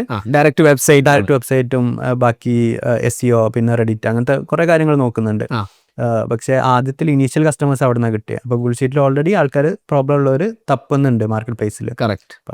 അപ്പോൾ നിങ്ങൾ ബേസിക്കലി ഈ ഒരു ആവശ്യമുള്ള ആൾക്കാരെ തന്നെയാണ് ടാർഗറ്റ് ചെയ്തത്? അതെ, ആൾക്കാർ ഉണ്ട് എന്നുള്ളത് അറിയാം. പിന്നെ കുറേയൊക്കെ ഇൻഡ്യൂഷൻസ് നമ്മൾ, പിന്നെ അതേമാതിരി കസ്റ്റമർ ഫീഡ്ബാക്ക് ഉണ്ടായിരുന്നു. നമ്മൾ വാട്സ് ഫോമും കളക്ട് ചാറ്റൊക്കെ റൺ ചെയ്തപ്പം ഓൾറെഡി അറിയാം ആൾക്കാർക്ക് എന്തൊക്കെയാണ് വേണ്ടത്. നമ്മൾ ഇതുപോലെ ഇ-കൊമേഴ്സ് യൂസ് കേസ് ഉള്ളവരോടൊക്കെ നേരിട്ട് സംസാരിക്കുമ്പോൾ അറിയാം അവർക്ക് ഗൂഗിൾ ഷീറ്റിലാണ് ഇൻവെന്ററി ഉള്ളത്, അവർക്ക് ഇതാണ് വേണ്ടത് എന്നൊക്കെ പറഞ്ഞാൽ ഓൾറെഡി എക്സിസ്റ്റിംഗ് കസ്റ്റമേഴ്സ് ഞങ്ങൾ സംസാരിച്ചു എന്നുള്ള ഭയങ്കര വലിയ പോയിന്റ്. അതാണ് നമ്മൾ മിക്കവാറും പ്രൊഡക്ട്സിന്റെ ഐഡിയാസ് വരുന്നത്. നമ്മളെ എക്സിസ്റ്റിംഗ് കസ്റ്റമേഴ്സിനാണ് അവരെന്നെ തരും അടുത്ത ഐഡിയ. അതെ, ഓക്കെ. അപ്പോൾ ഇപ്പം നിങ്ങൾ സ്റ്റോർ ഡോട്ട് ലിങ്കിലേക്ക് ഏറ്റവും കൂടുതൽ കസ്റ്റമേഴ്സിനെ കൊണ്ടുവരുന്നത് SEO ത്രൂ ആണ്. സ്റ്റോർ ഡോട്ട് ലിങ്കിലേക്ക് നമുക്ക് കറന്റ് നന്നായിട്ട് SEO വർക്ക് ചെയ്യുന്നുണ്ട്. പിന്നെ ആൾക്കാർ ഷെയർ ചെയ്യുന്ന ലിങ്ക് എന്ന് പറഞ്ഞാൽ ഇപ്പം കസ്റ്റം ഡൊമൈൻ അധികം ആൾക്കാർ എടുക്കുന്നില്ല. ഒരു ഡൊമൈൻ വാങ്ങാം, ഗോഡാഡി പോയിട്ട് സൈറ്റ് വാങ്ങാന്നൊക്കെ പറഞ്ഞാൽ സ്റ്റിൽ കുറേ പേർക്ക് അറിയില്ല അങ്ങനത്തെ കാര്യം. അപ്പം നമ്മൾ ബൈ ഡിഫോൾട്ട് ഗൂഗിൾ ഷീറ്റിൽ നിന്ന് 1 ക്ലിക്കിൽ സ്റ്റോർ ഉണ്ടാക്കി കഴിഞ്ഞാൽ കിട്ടുന്ന URL എന്ന് പറഞ്ഞാൽ നിങ്ങളെ ബ്രാൻഡ് നെയിം .store.link എന്ന് പറഞ്ഞിട്ടുള്ള ആ ഒരു ലിങ്കാണ്. അത് ഷെയർ ചെയ്യുന്നതിലൂടെ നമുക്കൊരു വൈറൽ പബ്ലിസിറ്റി കിട്ടുന്നുണ്ട്. ആ store.link എന്ന് പറഞ്ഞ എക്സ്റ്റൻഷൻ അത് ആൾക്കാർ നേരെ കയറി വെക്കും. അല്ലെങ്കിൽ പിന്നെ ഫ്രീ പ്ലാനിലാണെങ്കിൽ നമുക്ക് താഴെ പവേർഡ് ബൈ store.link ആണ് ലിങ്കും ഉണ്ട്. അപ്പം അതിൽ നിന്ന് നന്നായിട്ട് ട്രാഫിക് വരുന്നുണ്ട്. അപ്പം അതൊരു വൈറൽ എഫക്റ്റ് ആണ്. ആൾക്കാർ കൂടുന്നതിനനുസരിച്ച് കൂടുതൽ ആൾക്കാർ നമുക്ക് അതുവഴി റെഫർ ചെയ്യും. കൂടുതൽ ആൾക്കാർ ഇത് കാണും, കോമ്പറ്റീറ്റേഴ്സ് കാണും, കസ്റ്റമേഴ്സ് കാണും. അപ്പം അതിൻ്റെ അകത്ത് സ്റ്റോർ തുടങ്ങാൻ താല്പര്യമുള്ളവരുണ്ടെങ്കിൽ ഇതിൻ്റെ അകത്തേക്ക് എത്തിപ്പെടും. അത് നമ്മൾ താഴെ പറയുന്നത് created from Google sheet using store.link എന്ന് പറഞ്ഞിട്ട്. അപ്പം അതുവഴി ക്ലിക്ക് ചെയ്ത് വരുന്നുണ്ട് ആൾക്കാർ. പിന്നെ SEO ഡെഫിനറ്റ്ലി ഉണ്ട്. അത് നല്ലൊരു ഗ്രോത്ത് ഹാക്ക് ആണല്ലേ, പവേർഡ് ബൈ എന്ന് കൊടുക്കുന്നത്. അതെ. പിന്നെ ഡൊമൈനും, ആ ഒരു ഡൊമൈൻ നന്നായിട്ട് നമുക്ക് ഒരു ക്യൂരിയോസിറ്റി ഉണ്ടാവും. store.link എന്ന് പറഞ്ഞിട്ട് ഇത് കാണുമ്പോൾ ആൾക്കാർ ഷെയർ ചെയ്യുന്ന ലിങ്ക് അങ്ങനെ ആകുമ്പോൾ അപ്പം അങ്ങനെയും ഡയറക്റ്റ്ലി കയറി വരുന്നുണ്ട്. ഓക്കെ. ഈ SEO രണ്ട് പെർസ്പെക്റ്റീവിന് SEO ചോദിക്കാം. ഒന്ന്, നിങ്ങളെ ആസ് എ പ്രൊഡക്റ്റ് SEO അത്ര ഇമ്പോർട്ടൻ്റ് ആണ്. പിന്നെ from A store side customer, നിങ്ങൾ സ്റ്റോർ നടത്തേണ്ടല്ലോ, അത് രണ്ടും എന്താണ് നിങ്ങളൊരു പെർസ്പെക്റ്റീവ് രണ്ട് സൈഡിനും? SEO നല്ല ഇമ്പോർട്ടൻ്റ് ആണ്. അത് ഓൺലൈനായിട്ട് ബിസിനസ് ചെയ്യുന്ന ആൾക്കാർ SEO നന്നായിട്ട് കോൺസെൻട്രേറ്റ് ചെയ്യേണ്ട ഒരു കാര്യമാണ്. അതിപ്പോൾ നമ്മൾക്ക് എന്ത് ഒരു ആവശ്യം ഉണ്ടെങ്കിലും മിക്കവാറും ആൾക്കാർ ഗൂഗിളിലായിരിക്കും. എന്തെങ്കിലും ഒരു പ്രോബ്ലം ഉണ്ട് അങ്ങനെ ഒരു ഇതുണ്ടെങ്കിൽ. ഇപ്പം ഇ-കൊമേഴ്സിൻ്റെ കാര്യത്തിലാണെങ്കിൽ കുറച്ചൊക്കെ ആമസോണിൽ പോയി തപ്പുന്ന ഒരു ഇതുണ്ട്, ഒരു മാർക്കറ്റ് പ്ലേസിൽ തപ്പുന്ന. പക്ഷേ ജനറലി നമ്മൾ ഇൻ്റർനെറ്റിൽ ഒരു ആവശ്യം ഉണ്ടെങ്കിൽ ഗൂഗിളിലായിരിക്കും തപ്പുക അങ്ങനെ. അപ്പോൾ അത് നമ്മൾ ആ ടോപ്പിൽ വരിക എന്നുള്ളത് അത്ര ഇമ്പോർട്ടൻ്റ് ആയിട്ടുള്ള ഒരു കാര്യമാണ് നമ്മൾ ഓൺലൈനായി ബിസിനസ് ചെയ്യുന്ന ഒരാൾക്ക്. SEOയിൽ നമ്മൾ ഇപ്പം ഈവൻ ബയർ സൈഡ് ആണെങ്കിൽ, അത് നമ്മളെ സ്റ്റോറിൻ്റെ സൈഡ് ആണെങ്കിലും സ്റ്റോർലിങ്ക് ആസ് എ പ്രൊഡക്റ്റിൻ്റെ ഇതാണെങ്കിലും നമ്മൾ നന്നായിട്ട് കോൺസെൻട്രേറ്റ് ചെയ്യുന്നതാണ്. അപ്പം നമ്മൾ create store using Storelink, I mean Google sheet എന്നൊക്കെ അടിച്ചു കഴിഞ്ഞാൽ ഫസ്റ്റ് തന്നെ കയറി ടോപ്പിൽ റാങ്ക്. അത് ചെയ്യുമ്പം പെയ്ഡ് നിങ്ങൾ ഗൂഗിൾ ആഡ്സ് ചെയ്യുന്നുണ്ടോ? ഗൂഗിൾസ് ചെയ്യുന്നില്ല. നമ്മൾ അധികം ഓർഗാനിക് മാർക്കറ്റിംഗ് എന്നുള്ള രീതിയിൽ നമ്മളെല്ലാ പ്രൊഡക്ട്സും ചെയ്യുന്നത്. അപ്പം ഗൂഗിൾ ആഡ്സോ അല്ലെങ്കിൽ സോഷ്യൽ മീഡിയ ആഡ്സോ ഒക്കെ ചെയ്യാം, പക്ഷെ അതൊന്നും സസ്റ്റൈനബിൾ അല്ല എന്ന് ഞാൻ പറയുള്ളൂ. അത് ഇനീഷ്യൽ ഒരു ഫസ്റ്റ് കസ്റ്റമേഴ്സിനൊക്കെ കിട്ടാൻ ഡെഫിനറ്റ്ലി നല്ലതാണ്. പക്ഷെ അത് നമ്മൾ എപ്പം നിർത്തുന്നു അപ്പം നമുക്ക് കസ്റ്റമേഴ്സും നിൽക്കും. പെയ്ഡ് മാർക്കറ്റിങ്ങിന്റെ പ്രശ്നം അതാണ്. അതെ. അപ്പം ആ ടൈമും കൂടി നമ്മൾ ഓർഗാനിക് കാര്യങ്ങൾക്ക് ഇൻവെസ്റ്റ് ചെയ്ത് കഴിഞ്ഞാൽ അത് സസ്റ്റെയിൻ ചെയ്യും, കാലകാലമായിട്ട് കിട്ടേണ്ട ഒരു ഇതാണ്. അപ്പം ചിലപ്പോൾ ചിലവർക്ക് എല്ലാവർക്കും പറ്റിയൊരു സംഭവമല്ല. ചിലവർക്ക് നല്ല റിട്ടേൺസ് കിട്ടുകയാണെങ്കിൽ ആഡ്സിൽ നിന്ന് ഇത്ര പൈസ ഇൻവെസ്റ്റ് ചെയ്താൽ ഒരു രൂപ ഇൻവെസ്റ്റ് ചെയ്താൽ ഒരു 4 രൂപ കിട്ടുന്ന ആൾക്ക് അത് പ്രോഫിറ്റബിൾ ചെയ്ത് കൊണ്ടുപോകാൻ പറ്റും. പക്ഷെ ആഡ്സിന്റെ ഇപ്പോൾ ₹1 ഇൻവെസ്റ്റ് ചെയ്യുന്നിടത്ത് നിങ്ങൾക്ക് 10 ആഡ് കിട്ടുമോ, കുറച്ചങ്ങോട്ട് കഴിഞ്ഞാൽ ₹1 ഇൻവെസ്റ്റ് ചെയ്യുമ്പോൾ 5 ആഡേ കിട്ടുള്ളൂ. അതെ, അതുണ്ട്. അത് അപ്പൊ അതിന്റെ മാറും. അതെ, റിട്ടേൺസ് മാറുന്നതിനനുസരിച്ച് ചിലപ്പം അത് സസ്റ്റൈനബിൾ അല്ലാതായി മാറും, അൺസസ്റ്റൈനബിൾ ആവും. പക്ഷേ നമുക്ക് നമ്മളെ കാര്യത്തിൽ എന്ന് പറഞ്ഞാൽ നമ്മൾ കോമ്പീറ്റ് ചെയ്യണം. ഇപ്പോൾ സ്റ്റോർ ലിങ്കിലാണെങ്കിൽ നമ്മൾ കോമ്പീറ്റ് ചെയ്യുന്ന ആൾ എന്ന് പറഞ്ഞാൽ ഷോപ്പിഫൈ ആണ്, അല്ലെങ്കിൽ അത്രയും ബിഗ് പ്ലേയേഴ്സ് ആയിട്ടാണ് കോമ്പീറ്റ് ചെയ്യുന്നത്. അതെ. അപ്പോൾ നമ്മൾ ഗൂഗിളിൽ അത് ആഡ് ഇടാൻ നിൽക്കുകയാണെങ്കിൽ അത് നമുക്ക് എത്തൂല. നമുക്ക് സ്പെൻഡ് ചെയ്യുന്ന പൈസക്ക് അനുസരിച്ച് നമുക്ക് റിട്ടേൺസ് കിട്ടൂല. നമ്മൾ അത്രയും ജനറസ് ഫ്രീ പ്ലാനോ അല്ലെങ്കിൽ പ്രൈസിംഗ് എന്ന് പറഞ്ഞാൽ $10 ഒക്കെയാണ് കൊടുക്കുന്നത്. അതെ. അത് വെച്ചിട്ട് നമുക്ക് ഒരിക്കലും ആഡ് ഇട്ട് സസ്റ്റെയിൻ ചെയ്യാൻ പറ്റില്ല. അതുകൊണ്ട് ഓർഗാനിക് ആയിട്ട് തന്നെയാണ് ഗ്രോ ചെയ്യുന്നത്. ഓക്കെ, അങ്ങനെയാണെങ്കിൽ ഒരു സ്റ്റോർ എങ്ങനെ ഗ്രോ ചെയ്യണം? സ്റ്റോറും ഇതേ സെയിം സിമിലർ സെനാരിയോ ആണല്ലേ? അതെ, സ്റ്റോർ ആണെങ്കിലും SEO അത്രയും ഇമ്പോർട്ടൻ്റ് ആയിട്ടുള്ള കാര്യമാണ്. അപ്പം നമ്മൾ ഡിഫോൾട്ടായിട്ട് ഉണ്ടാക്കുന്ന സ്റ്റോർസ് തന്നെ SEOൻ്റെ ബെസ്റ്റ് പ്രാക്ടീസസ് മൊത്തം ഫോളോ ചെയ്തിട്ട് അത് സ്പീഡൊക്കെ നല്ല ഇമ്പ്രൂവ് ചെയ്ത്, പിന്നെ സിൻടാക്സ്, അത് കുറച്ച് കാര്യങ്ങളുണ്ട്, SEOൻ്റെ ടെക്നിക്കൽ വശങ്ങളുണ്ട്, അതൊക്കെ നന്നായിട്ട് ഫോളോ ചെയ്തിട്ട് തന്നെയാണ് നിങ്ങളെ സ്റ്റോർ ഒന്നും ചെയ്യാതെ തന്നെ അങ്ങനെ ആയിരിക്കും ഉള്ളത്. അപ്പം അത് ഗൂഗിൾ പിക്കപ്പ് ചെയ്തിട്ട് അതിൽ കയറിക്കോളും. ഓക്കെ, ഇത് പറയുമ്പം നിങ്ങളൊരു സ്റ്റോർ വേറെ റൺ ചെയ്യുന്നുണ്ട്, അതിനെന്താണ് സ്ട്രാറ്റജി? നമ്മൾ റൺ ചെയ്യുന്ന ടൈനി ബാസ്ക്കറ്റ് എന്ന് പറഞ്ഞൊരു ഒരു kids custom gift brand run ചെയ്യുന്നുണ്ട്. അത് കറൻ്റ്ലി ഇൻസ്റ്റാഗ്രാമിനുള്ളത് സൈറ്റായിട്ട് ലോഞ്ച് ചെയ്യാൻ വിചാരിക്കുന്നുണ്ട്. അപ്പം ഇ-കൊമേഴ്സ് ഇപ്പം യൂഷ്വലി എല്ലാവരും അത് ഫസ്റ്റ് അത് സോഷ്യൽ മീഡിയ അല്ലെങ്കിൽ ഇൻസ്റ്റാഗ്രാം എന്ന് പറഞ്ഞാൽ അതാണ് മെയിൻ ഗ്രോത്ത് ചാനൽ. അപ്പോൾ ആ ഒരു ഫേസിലാണ് ഇപ്പോൾ കറൻ്റ്ലി ഉള്ളത്. ഓക്കെ, അവിടെ എന്താണ് വർക്ക് ചെയ്യുന്നത്? ഇൻസ്റ്റാഗ്രാമിൽ നിങ്ങൾക്ക് എന്താണ് വർക്ക് ചെയ്യുന്നത്? എന്ത് ഫോർമാറ്റാണ് വർക്ക് ചെയ്യുന്നത്? റീൽസ് തന്നെ, ഇത് എല്ലാവരും ചെയ്യുന്ന പോലെ തന്നെ നമുക്ക് കണ്ടന്റ് അത്രയും ഒരു ക്വാളിറ്റി ഉണ്ടാകുന്നതിനനുസരിച്ച് നമുക്ക് കൺവേർഷന് വരുന്നുണ്ട്. അപ്പം നമ്മൾ ആക്ച്വൽ പ്രൊഡക്റ്റ് സോഴ്സ് ചെയ്യുക അല്ലെങ്കിൽ അത് കസ്റ്റമൈസ് ചെയ്യുന്നതിനേക്കാൾ എഫേർട്ട് കണ്ടന്റ് ക്രിയേഷനിലും പിന്നെ അത് എഡിറ്റിങ് ആണെങ്കിലും ഒരു overall appearance of the brand അതിനെ നന്നായിട്ട് കോൺസെൻട്രേറ്റ് ചെയ്യുന്നുണ്ട്. പിന്നെ അത് നല്ല ഓർഗാനിക്കായിട്ട് നല്ല പെർഫോം ചെയ്യുന്ന കണ്ടന്റ് തന്നെ നമ്മൾ ബൂസ്റ്റ് ചെയ്ത് കഴിഞ്ഞാൽ, ആഡ്സ് ഇട്ട് കഴിഞ്ഞാൽ അത്രയും കൺവേർഷൻ എക്സ്ട്രാ ആയിട്ട് വരുന്നുണ്ട്. നല്ല ക്വാളിറ്റിയുള്ള കണ്ടന്റ് ഉണ്ടാക്കുക എന്നുള്ളതാണ് മെയിൻ പ്രയോറിറ്റി. ബേസിക്കലി ഒരു സ്റ്റോർ തുടങ്ങണം, ആദ്യം ചെയ്യേണ്ട ഇൻസ്റ്റാഗ്രാമിൽ പോയിട്ട് കണ്ടന്റ് ഉണ്ടാക്കുക എന്നുള്ളതാണ്. അതെ, അത് കഴിഞ്ഞിട്ട് സ്റ്റോർ ഡോട്ട് ലിങ്കും ഷോപ്പിഫൈ ഒക്കെ ആലോചിക്കാൻ പാടില്ല. അതെ, അത് ഇൻസ്റ്റാഗ്രാമും വാട്സാപ്പും വെച്ചിട്ട് തന്നെ നിങ്ങൾക്ക് നന്നായിട്ട് ഇനീഷ്യൽ കസ്റ്റമേഴ്സിനെ ഉണ്ടാക്കാൻ പറ്റും. കറക്റ്റ്. അവിടെ ഓൾറെഡി ആൾക്കാരുണ്ട്, ഇത് അത്രയും ആൾക്കാർ സ്ക്രോൾ ചെയ്യുന്നുണ്ട് ഇൻസ്റ്റാഗ്രാമിൽ. അതെ, നിങ്ങൾക്കൊരു റീല് നിങ്ങൾ ഇത് വെച്ചിട്ട് ഡിസ്കവർ ചെയ്യാൻ പറ്റുകയാണെങ്കിൽ അത്രയും ഇനീഷ്യൽ കസ്റ്റമേഴ്സിന് കിട്ടാൻ നല്ലൊരു വഴിയാണ്. കറക്റ്റ്. അപ്പോൾ നിങ്ങളൊരു ഇപ്പം എത്ര 20,000+ സ്റ്റോഴ്സ് ഉണ്ട് സ്റ്റോർ ഡോട്ട് ലിങ്കിൽ ഓൾറെഡി വേൾഡ് വൈഡ്? അതെ. എവിടെ നിന്നാണ് ഏറ്റവും കൂടുതൽ കസ്റ്റമേഴ്സ് ഇപ്പം നിങ്ങൾക്കുള്ളത്? നമുക്ക് ഡെവലപ്പിംഗ് കൺട്രീസ് ആണ് അധികം ഉള്ളത്. അപ്പം ഇന്ത്യ ആണെങ്കിലും ബ്രസീൽ അല്ലെങ്കിൽ വിയറ്റ്നാം, ഇന്തോനേഷ്യ അങ്ങനത്തെ കൺട്രീസാണ് നമ്മൾ മിക്കവാറും എല്ലാ പ്രൊഡക്ട്സിലും. അത് സ്റ്റോർ ലിങ്കിൽ പ്രത്യേകിച്ച് അങ്ങനെ തന്നെയാണ്. ആ ഒരു ഡെവലപ്പിംഗ് കൺട്രീസാണ് നമ്മൾ കോൺസെൻട്രേറ്റ് ചെയ്യണതും. അത് അവർക്ക് മേ ബി ഷോപ്പിഫൈയിലൊന്ന് ഇൻവെസ്റ്റ് ചെയ്യാനുള്ള അത്രയും പൈസ ഉണ്ടാവില്ല. പിന്നെ അതേപോലെ വാട്സാപ്പ് അല്ലെങ്കിൽ ഗൂഗിൾ ഷീറ്റൊക്കെ വെച്ചിട്ട് കുറച്ചും കൂടിയും അങ്ങനെ നോൺ ടെക്നിക്കൽ. അതെ, അപ്പം അവർക്കാണ് ഏറ്റവും കൂടുതൽ യൂസ്ഫുൾ ആയിട്ടുള്ളത്. നമുക്ക് യൂസേഴ്സ് കണ്ടുവരുന്നതും അങ്ങനെ ഒരു ഇതാണ്. വിയറ്റ്നാമിൽ നിന്നൊക്കെ ഇഷ്ടംപോലെ ആൾക്കാരുണ്ട്. നല്ല വിയറ്റ്നാം നിങ്ങളെ മേജർ ഏരിയ ഒന്നല്ലേ? Okay, Vietnam, Indonesia. അതെ. അപ്പം എങ്ങനത്തെ കസ്റ്റമേഴ്സ് ആണ് നിങ്ങൾക്ക് ഇപ്പം സ്റ്റോർ ഡോട്ട് ലിങ്കിൽ ആക്ച്വലി വന്നുകൊണ്ടിരിക്കുന്നത്? മീൻസ് ആ ഒരു ICP അല്ലെങ്കിൽ കസ്റ്റമർ പേഴ്സോൺ ഉണ്ടല്ലോ, എങ്ങനത്തെ ആൾക്കാരാണിത്? ഒന്ന് നമുക്ക് മനസ്സിലായി, ഗൂഗിൾ ഷീറ്റ് യൂസ് ചെയ്യാൻ അറിയുന്നവനാണ്. ഇതിൻ്റെ അകത്ത് മാസീവ് സ്റ്റോഴ്സ് ഉണ്ടോ? മാസീവ് സ്റ്റോർസ് കുറേ SKUs ഇല്ല? കുറേ SKUs ഉണ്ട്. അത് 30,000 ഒക്കെ പ്രൊഡക്ട്സ് ഉള്ള സ്റ്റോർസ് നല്ല കംഫർട്ടബിളി റൺ ചെയ്യുന്നുണ്ട്. അപ്പം SKUs നമ്മൾ അൺലിമിറ്റഡ് പ്രൊഡക്ട്സ് ഇതിൽ ലിസ്റ്റ് ചെയ്യാൻ പറ്റും. അതിനനുസരിച്ച് നമ്മൾ സ്കെയിൽ ചെയ്യാനുള്ള സെറ്റപ്പും ചെയ്തിട്ടുണ്ട്. അപ്പം ICP പറയുകയാണെങ്കിൽ ഈ നോൺ ടെക്നിക്കൽ ആൾക്കാരാണ്. അത് ഏറ്റവും എളുപ്പത്തിൽ സെല് ചെയ്യാം. ഇപ്പം നമ്മൾ പറയുന്ന പോലെ ഒരു ഇൻസ്റ്റാഗ്രാമിലോ അല്ലെങ്കിൽ വാട്സാപ്പിലോ സെല് ചെയ്തിട്ട് ഒരു നെക്സ്റ്റ് സ്റ്റെപ്പ് എന്നുള്ള രീതിയിലാണ് സ്റ്റോർ ലിങ്ക് പറയാം. അതായത് നിങ്ങൾക്ക് കുറച്ചുകൂടി സ്ട്രക്ചേർഡ് ആയിട്ട് ചെയ്യാൻ പറ്റണം. അതായത് ഇൻസ്റ്റാഗ്രാമിൽ മാനേജ് ചെയ്യാൻ പറ്റാത്തൊരു സിറ്റുവേഷൻ, ഇത്രയും DMs ഒക്കെ വന്നു കഴിഞ്ഞാൽ അവർ മാനേജ് ചെയ്യാൻ പറ്റാത്ത സിറ്റുവേഷൻ വരുമ്പോൾ നെക്സ്റ്റ് സ്റ്റെപ്പായിട്ട് സ്റ്റോർ ലിങ്ക് യൂസ് ചെയ്യാവുന്നതേ ഉള്ളൂ. അപ്പോൾ ഗൂഗിൾ ഷീറ്റ് അറിയാമെന്നുള്ള ഒരു കാര്യം മാത്രം നിങ്ങൾക്ക് ചെയ്താൽ മതി. അത് വെച്ചിട്ട് നമ്മൾ എളുപ്പത്തിൽ സ്റ്റോർ ഉണ്ടാക്കാൻ പറ്റും. ഒരു ബേസിക് സ്റ്റോർ വിത്ത് ഓർഡർ മാനേജ്മെൻറ്റും പേയ്മെൻറ്റ് എടുക്കൽ അങ്ങനത്തെ എല്ലാ സെറ്റപ്പും നമ്മൾ മാനേജ് ചെയ്യും എന്നുള്ളൊരിത്. ഓക്കെ, ഇനിയുള്ളത് നിങ്ങൾ തുർക്കിന്നൊക്കെ നിങ്ങൾക്ക് കസ്റ്റമർ സപ്പോർട്ട് ഉണ്ട് എന്ന് പറഞ്ഞു. എന്താണ് ഈ തുർക്കിയിലുള്ള ആൾക്കാരെ കസ്റ്റമർ സപ്പോർട്ടിലേക്ക് എടുക്കാൻ കാരണം? തുർക്കി അങ്ങനെ തുർക്കിയായിട്ട് നമ്മൾ തപ്പിപ്പോയതൊന്നുമല്ല. പക്ഷേ ജനറലി നമുക്ക് ഈസ്റ്റേൺ യൂറോപ്പ് ഓർ ഇന്തോനേഷ്യ അല്ലെങ്കിൽ ഫിലിപ്പൈൻസ് എന്നൊക്കെ പറഞ്ഞു കഴിഞ്ഞാൽ നല്ല ഇംഗ്ലീഷ് സ്പീക്കിംഗ് ആൾക്കാരുണ്ട്. അപ്പം അവർക്ക് നന്നായിട്ട് കസ്റ്റമർ ഹാൻഡിൽ ചെയ്യാനും പിന്നെ ഇംഗ്ലീഷിലൊക്കെ നന്നായിട്ട് കംഫർട്ടബിൾ ആയിട്ടുള്ള ആൾക്കാരുണ്ട്. പിന്നെ ജനറലി ഇപ്പോൾ യൂറോപ്പ് അല്ലെങ്കിൽ US അത്ര സാലറി നമുക്ക് കൊടുക്കും വേണ്ട. കറക്റ്റ്. അത് അവർക്ക് അവിടുത്തെ ലൈഫ് സ്റ്റൈൽ എന്ന് പറഞ്ഞാൽ കംഫർട്ടബിളി നിൽക്കാൻ നമുക്ക് ആ ഒരു സാലറി മതിയാവും. അപ്പോൾ ആ രീതിയിലാണ് നമ്മൾ ഈസ്റ്റേൺ യൂറോപ്പ് നല്ല ഇംഗ്ലീഷ് സ്പീക്കിംഗ് കാൻഡിഡേറ്റ്സിനെ കിട്ടും. അതെ. കസ്റ്റമർ സപ്പോർട്ട് കൊടുക്കാൻ പറ്റിയ ആൾക്കാരെ. അതെ, ആ രീതിയിലാണ്. ഓക്കെ.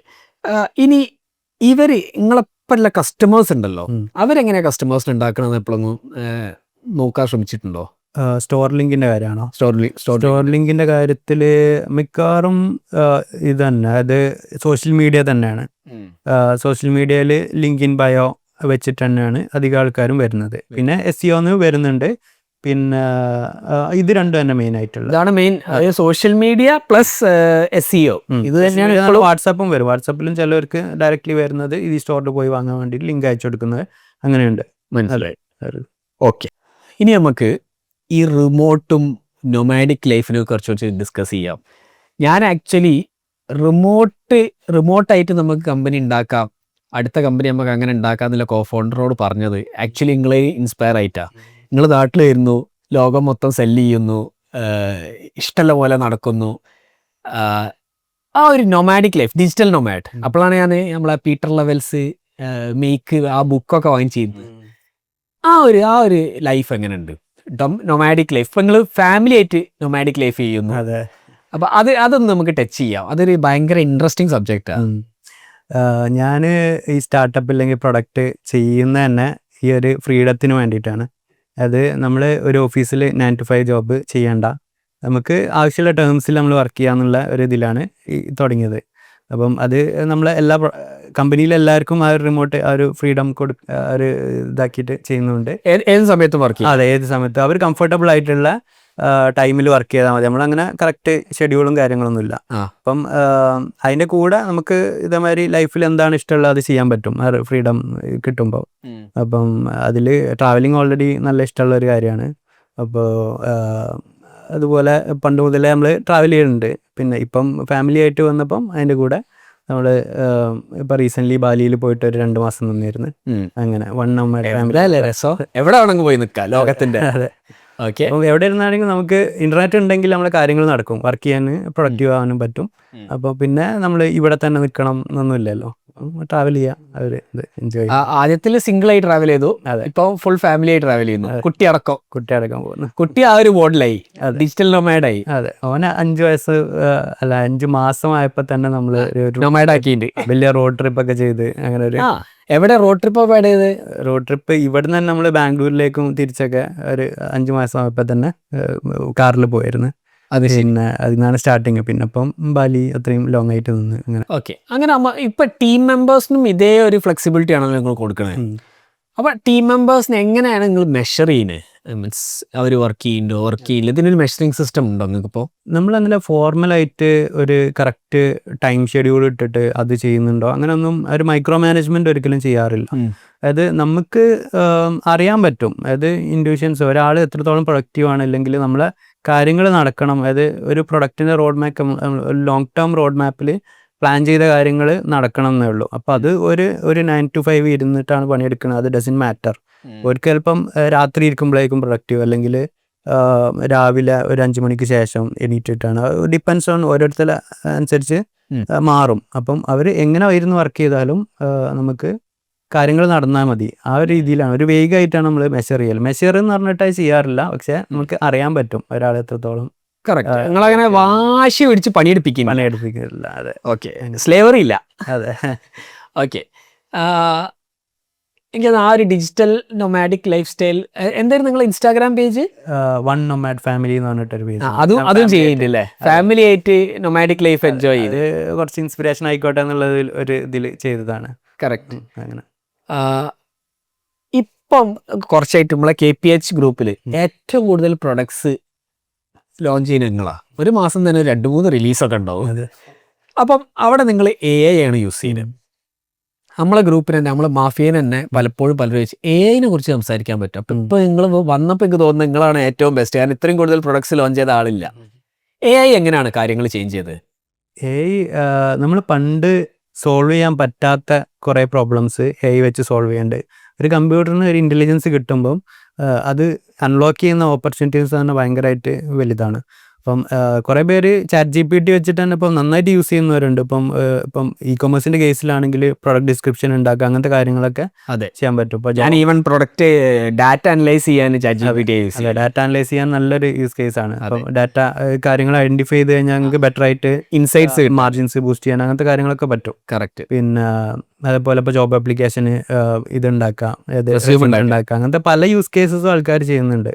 അപ്പം അതുപോലെ തന്നെ ഇപ്പോൾ ടെക് വേൾഡിൽ ഇപ്പോൾ നമ്മൾ പ്രൊഡക്റ്റ് ഉണ്ടാക്കുന്ന കാര്യത്തിലാണെങ്കിലും ടൂൾസ് ഉണ്ട്. അത് നമ്മൾ യൂഷ്വലി കോഡ് ഓരോ ലൈനും ടൈപ്പ് ചെയ്തിട്ട് എഴുതുന്നതിന് പകരം നമുക്ക് എന്താ വേണ്ടതെന്ന് പറഞ്ഞാൽ നമ്മൾ ഇംഗ്ലീഷിൽ ടൈപ്പ് ചെയ്ത് കൊടുത്താൽ അത് ഓട്ടോമാറ്റിക്കായി പ്രൊഡക്റ്റ് ഉണ്ടാക്കുന്ന രീതിയിൽ ആയിട്ട് വരുന്നുണ്ട്. അതായത് സാധാ ഇംഗ്ലീഷ് ലാംഗ്വേജ് ഇട്ട മലയാളത്തിൽ ഇട്ട് ഞാൻ കിട്ടും. ഇപ്പോൾ കുറച്ച് കഴിഞ്ഞാൽ അതും മലയാളത്തിൽ കുറച്ച് കഴിഞ്ഞാൽ അതും വരും. നമ്മൾ നേരെ സംസാരിച്ചാൽ മതി. ഇനി മേ ബി ചിലപ്പം ബ്രെയിനിൽ ചിന്തിച്ചാൽ തന്നെ അവിടെ വരെ എത്ര ലെവലെത്തും. പക്ഷേ ഇപ്പം കറന്റ് ഒരു നാച്ചുറൽ ലാംഗ്വേജിൽ ഒരു ചെറിയ പ്രൊഡക്ട്സ് ഒക്കെ നമുക്ക് സിമ്പിളായിട്ട് ഉണ്ടാക്കാൻ പറ്റുന്ന ഒരു സിറ്റുവേഷൻ ആണ്. ഓക്കെ, അങ്ങനെ. അപ്പം നിങ്ങൾ എന്തൊക്കെ ടൂൾസ് ആണ് ഇപ്പോൾ യൂസ് ചെയ്യുന്നത് പ്രൊഡക്ട്സ് ഉണ്ടാക്കാൻ? പ്രൊഡക്ട്സ് ഉണ്ടാക്കാൻ ഞാൻ കാര്യമായിട്ട് ഉപയോഗിക്കുന്നത് കേഴ്സർ എന്ന് പറഞ്ഞിട്ട് ഒരു കോഡ് എഡിറ്റർ ആണ്. അപ്പം അത് ഞാനൊരു ഒരു ടെക്നിക്കൽ പേഴ്സൺ ആയതുകൊണ്ടാണ് എനിക്ക് അത് കംഫർട്ടബിൾ ആയിട്ടുള്ളത്. പക്ഷെ അതിനേക്കാൾ എളുപ്പമുള്ള ടൂൾസും ഉണ്ട്. ഇപ്പോൾ ബോൾട്ട്, ലവബിൾ അല്ലെങ്കിൽ റെപ്ലിറ്റ് എന്നൊക്കെ പറഞ്ഞിട്ട് നമ്മൾ മുമ്പേ ഒരു പോഡ്കാസ്റ്റ് ആരൊന്ന് ചെയ്തതിൽ റെപ്ലിറ്റിൽ എന്തോ ഒരു ആപ്പ് ഉണ്ടാക്കി എന്ന് പറഞ്ഞിരുന്നു. അത് എനിക്കൊന്ന് അക്ഷയ് പ്യൂരിഫിറ്റിന്റെ അതെ B2C ഫൗണ്ടറാണ്. എനിക്കൊന്ന് എന്തോ ഒരു യൂസ് കേസ് ഉണ്ട്, ഷവർ ഫിൽറ്റേഴ്സ്. അതെ. അപ്പം ഒരു നോൺ ടെക്നിക്കൽ ആൾക്കാർക്ക് അവർക്ക് ചിലപ്പോൾ ഐഡിയാസ് ഉണ്ടാവും. അത് ഇന്ന ആപ്പ് ഉണ്ടാക്കണം എന്ന് പറഞ്ഞാൽ ഇന്ന ആപ്പിന് ഇന്ന ഫീച്ചേഴ്സാണ് വേണ്ടതെന്ന് പറഞ്ഞിട്ട് ആ ഒരു ഐഡിയാസ് ഉണ്ടായിരുന്നു. ചിലപ്പോൾ ടെക്നിക്കൽ ആൾക്കാരെ കിട്ടിക്കോളണമെന്നില്ല. അപ്പം അത് നേരെ പോയിട്ട് ഇപ്പോൾ റെപ്ലിറ്റിലോ ബോൾട്ടിലോ അടിച്ചു കൊടുത്താൽ നമ്മൾ കറക്റ്റായിട്ട് ഡിഫൈൻ ചെയ്യണം. റിക്വയർമെന്റ് ഡിഫൈൻ ചെയ്യാൻ അറിയണം. അതാണ് ബേസിക് ആയിട്ട് നമ്മളിപ്പം AI മെയിനായിട്ട് ആവശ്യമുള്ള ഒരു കാര്യം, പ്രോംപ്റ്റിങ്. അത് എന്താണെന്നുള്ള നമുക്ക് കമ്മ്യൂണിക്കേറ്റ് ചെയ്യാൻ പറ്റാൽ അത് ഉണ്ടാക്കാനുള്ള എളുപ്പത്തിൽ ഉണ്ടാക്കാനുള്ള ടൂൾ സിസ്റ്റം പോലെ ഉണ്ട്. അപ്പം അത് അൺലോക്ക് ചെയ്യുന്ന ഓപ്പർച്യൂണിറ്റീസ് ഭയങ്കരമാണ്. അപ്പം അത് എന്ത് ആപ്പും എന്ത് വെബ് ആപ്പും എന്ത് ആൻഡ്രോയിഡോ iOS എന്തോ ആയിക്കോട്ടെ അതൊക്കെ ഇപ്പം നാച്ചുറൽ ഇംഗ്ലീഷ് ലാംഗ്വേജിൽ കൊടുത്തേ നമുക്ക് ബിൽഡ് ചെയ്യാൻ പറ്റും. നമ്മളിപ്പോൾ ഒരു എംപ്ലോയിക്ക് നമ്മൾ ഇന്ന സാധനം വേണമെന്ന് പറഞ്ഞിട്ട് റിക്വയർമെന്റ് എടുത്ത് അയച്ചു കൊടുക്കണ പോലെ ഒരു ഒരു വെർച്വൽ എംപ്ലോയി പോലെയാണ് AI എന്ന് പറഞ്ഞാൽ. കറക്റ്റ്. അതായത് നമ്മളെ പേഴ്സണൽ അസിസ്റ്റന്റ് അല്ലെ എംപ്ലോയി തന്നെ. അതെ. ഒരു ഡെവലപ്പറോട് പറയും എനിക്ക് ഈ സാധനം ഉണ്ടാക്കി കൊണ്ടുപോകാം. അതും 24 മണിക്കൂറും പണിയെടുക്കുന്ന ഒരു എംപ്ലോയി, പട്ടിപ്പണി എടുപ്പിക്കാൻ പറ്റണ എംപ്ലോയി അല്ലേ. അവസാനം ഇവര് മറ്റേ ഇതുണ്ടാക്കും, യൂണിയൻ ഉണ്ടാക്കും AI-ക്കാര്. അപ്പൊ നിങ്ങളിപ്പം ഇ-കൊമേഴ്സ് സ്പെസിഫിക് ആയിട്ട് എന്തെങ്കിലും ഉണ്ടാക്കി നോക്കിയിട്ടുണ്ടോ? അല്ലെങ്കിൽ ആ റീറ്റെയിൽ സ്റ്റോർ സ്പെസിഫിക് ആയിട്ട്? ഇ-കൊമേഴ്സിൽ കുറച്ച് റിലേറ്റഡ് ആയിട്ടുള്ള ഒരു പ്രൊഡക്റ്റ് എന്ന് പറഞ്ഞാൽ ഞാൻ സൈഡ് പ്രൊജക്ട്സ് ചെയ്തതിൽ ഒരു വെർച്വൽ ട്രൈ ഓൺ എന്ന് പറഞ്ഞിട്ട് ഒരു ക്രോം എക്സ്റ്റൻഷൻ ചെയ്തിരുന്നു. അതാ കണ്ടിരുന്നു. അപ്പം അത് നിങ്ങളിപ്പം ഓൺലൈൻ ഷോപ്പ് ചെയ്യുമ്പം നിങ്ങളെ ഒരു ഫുൾ സൈസ് ഇമേജ് ഉണ്ടെങ്കിൽ നമ്മളിപ്പോൾ ഒരു പ്രൊഡക്റ്റ് കയറി നോക്കുമ്പോൾ ആ ക്രോം എക്സ്റ്റൻഷനിൽ നേരെ ഓപ്പൺ ചെയ്ത് കഴിഞ്ഞാൽ നിങ്ങളത് ഇട്ട പോലെ അത് ഡ്രസ് വിയർ ചെയ്ത ഒരു ഇമേജ് കിട്ടും. അതായത് ലെൻസ് കാർഡിൽ ട്രൈ ഓണല്ലോ, ഗ്ലാസ് ട്രൈ ചെയ്യണ പോലെ ഫുൾ ഡ്രസ്സ് ട്രൈ ചെയ്യാൻ പറ്റും. അത് അത്യാവശ്യം നല്ല പെർഫെക്റ്റ് ആയിട്ട് പണ്ടൊന്നും അത് പോസിബിൾ അല്ലായിരുന്നു. നമ്മൾ ഫോട്ടോഷോപ്പിൽ അത് നേരെ കൊണ്ടുപോയി ഇപ്പം ഈവൻ ലെൻസ് കാർഡിലെ ടെക്നോളജി അത്ര പെർഫെക്റ്റ് ഒന്നുമില്ല. അത് നമ്മളെ മേലെ ഇത് സൂപ്പർ ഇമ്പോസ് ചെയ്ത് അവിടെ വെച്ച പോലെയാണ് തോന്നുക. പക്ഷെ ഇതെന്ന് പറഞ്ഞാൽ പെർഫെക്റ്റ് ആയിട്ട് നമ്മൾ വിയർ ചെയ്ത പോലെ തന്നെ ഉണ്ടാവും. ആ രീതിയിൽ അത് ഒരു സൈഡ് പ്രൊജക്റ്റ് ആയിട്ട് ചെയ്തിരുന്നു. ആ സൈഡ് പ്രൊജക്റ്റ് ഇപ്പം മുന്നോട്ട് കൊണ്ടുപോയോ? ഇപ്പം ക്രോമിൽ അത്യാവശ്യം ഒരു 500 ഇഞ്ച് ആൾക്കാരൊക്കെ ഉപയോഗിക്കുന്നുണ്ട്. അത്ര എന്നാലും ഉപയോഗിക്കുന്നുണ്ട്. ഞാൻ അതിന്റെ മൊബൈൽ ആപ്പും കൂടി ബിൽഡ് ചെയ്യുന്നുണ്ട്.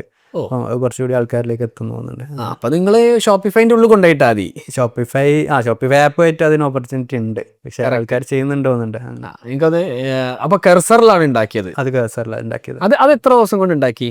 അതൊക്കെ ഒരു ആഫ്റ്റർനൂൺ ഒരു ഫ്യൂ അവേഴ്സിന്റെ പ്രൊഡക്റ്റ് ഒന്നും ഉണ്ടാക്കാൻ ഒരു പാടുമില്ലല്ലേ. കുറച്ചും കൂടി ടെക് ബാക്ക്ഗ്രൗണ്ട് ഉണ്ടെങ്കിൽ അത് കുറച്ചും കൂടി ഈസി ആവും. അപ്പം ബേസിക്കായിട്ട് നമുക്ക് എന്ത് ചോദിക്കണം എന്ന് അറിയണം. അത് പക്ഷെ അത് മേ ബി എൻ്റെ years of experience വന്നതായിരിക്കാം. Correct.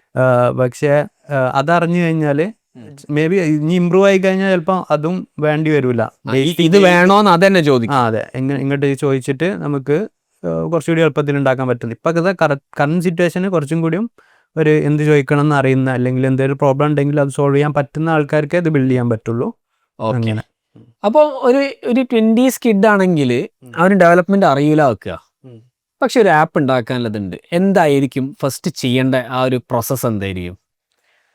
Mobile ആപ്പാണോ അതോ മൊബൈൽ ആപ്പ്, എന്തെങ്കിലും ഒരു ആപ്പ്, എന്തെങ്കിലും ഒരു ഐഡിയ മേൽ വർക്ക് ചെയ്യണമെങ്കിൽ എന്തായിരിക്കും ഇപ്പോഴത്തെ സ്റ്റാക്ക്?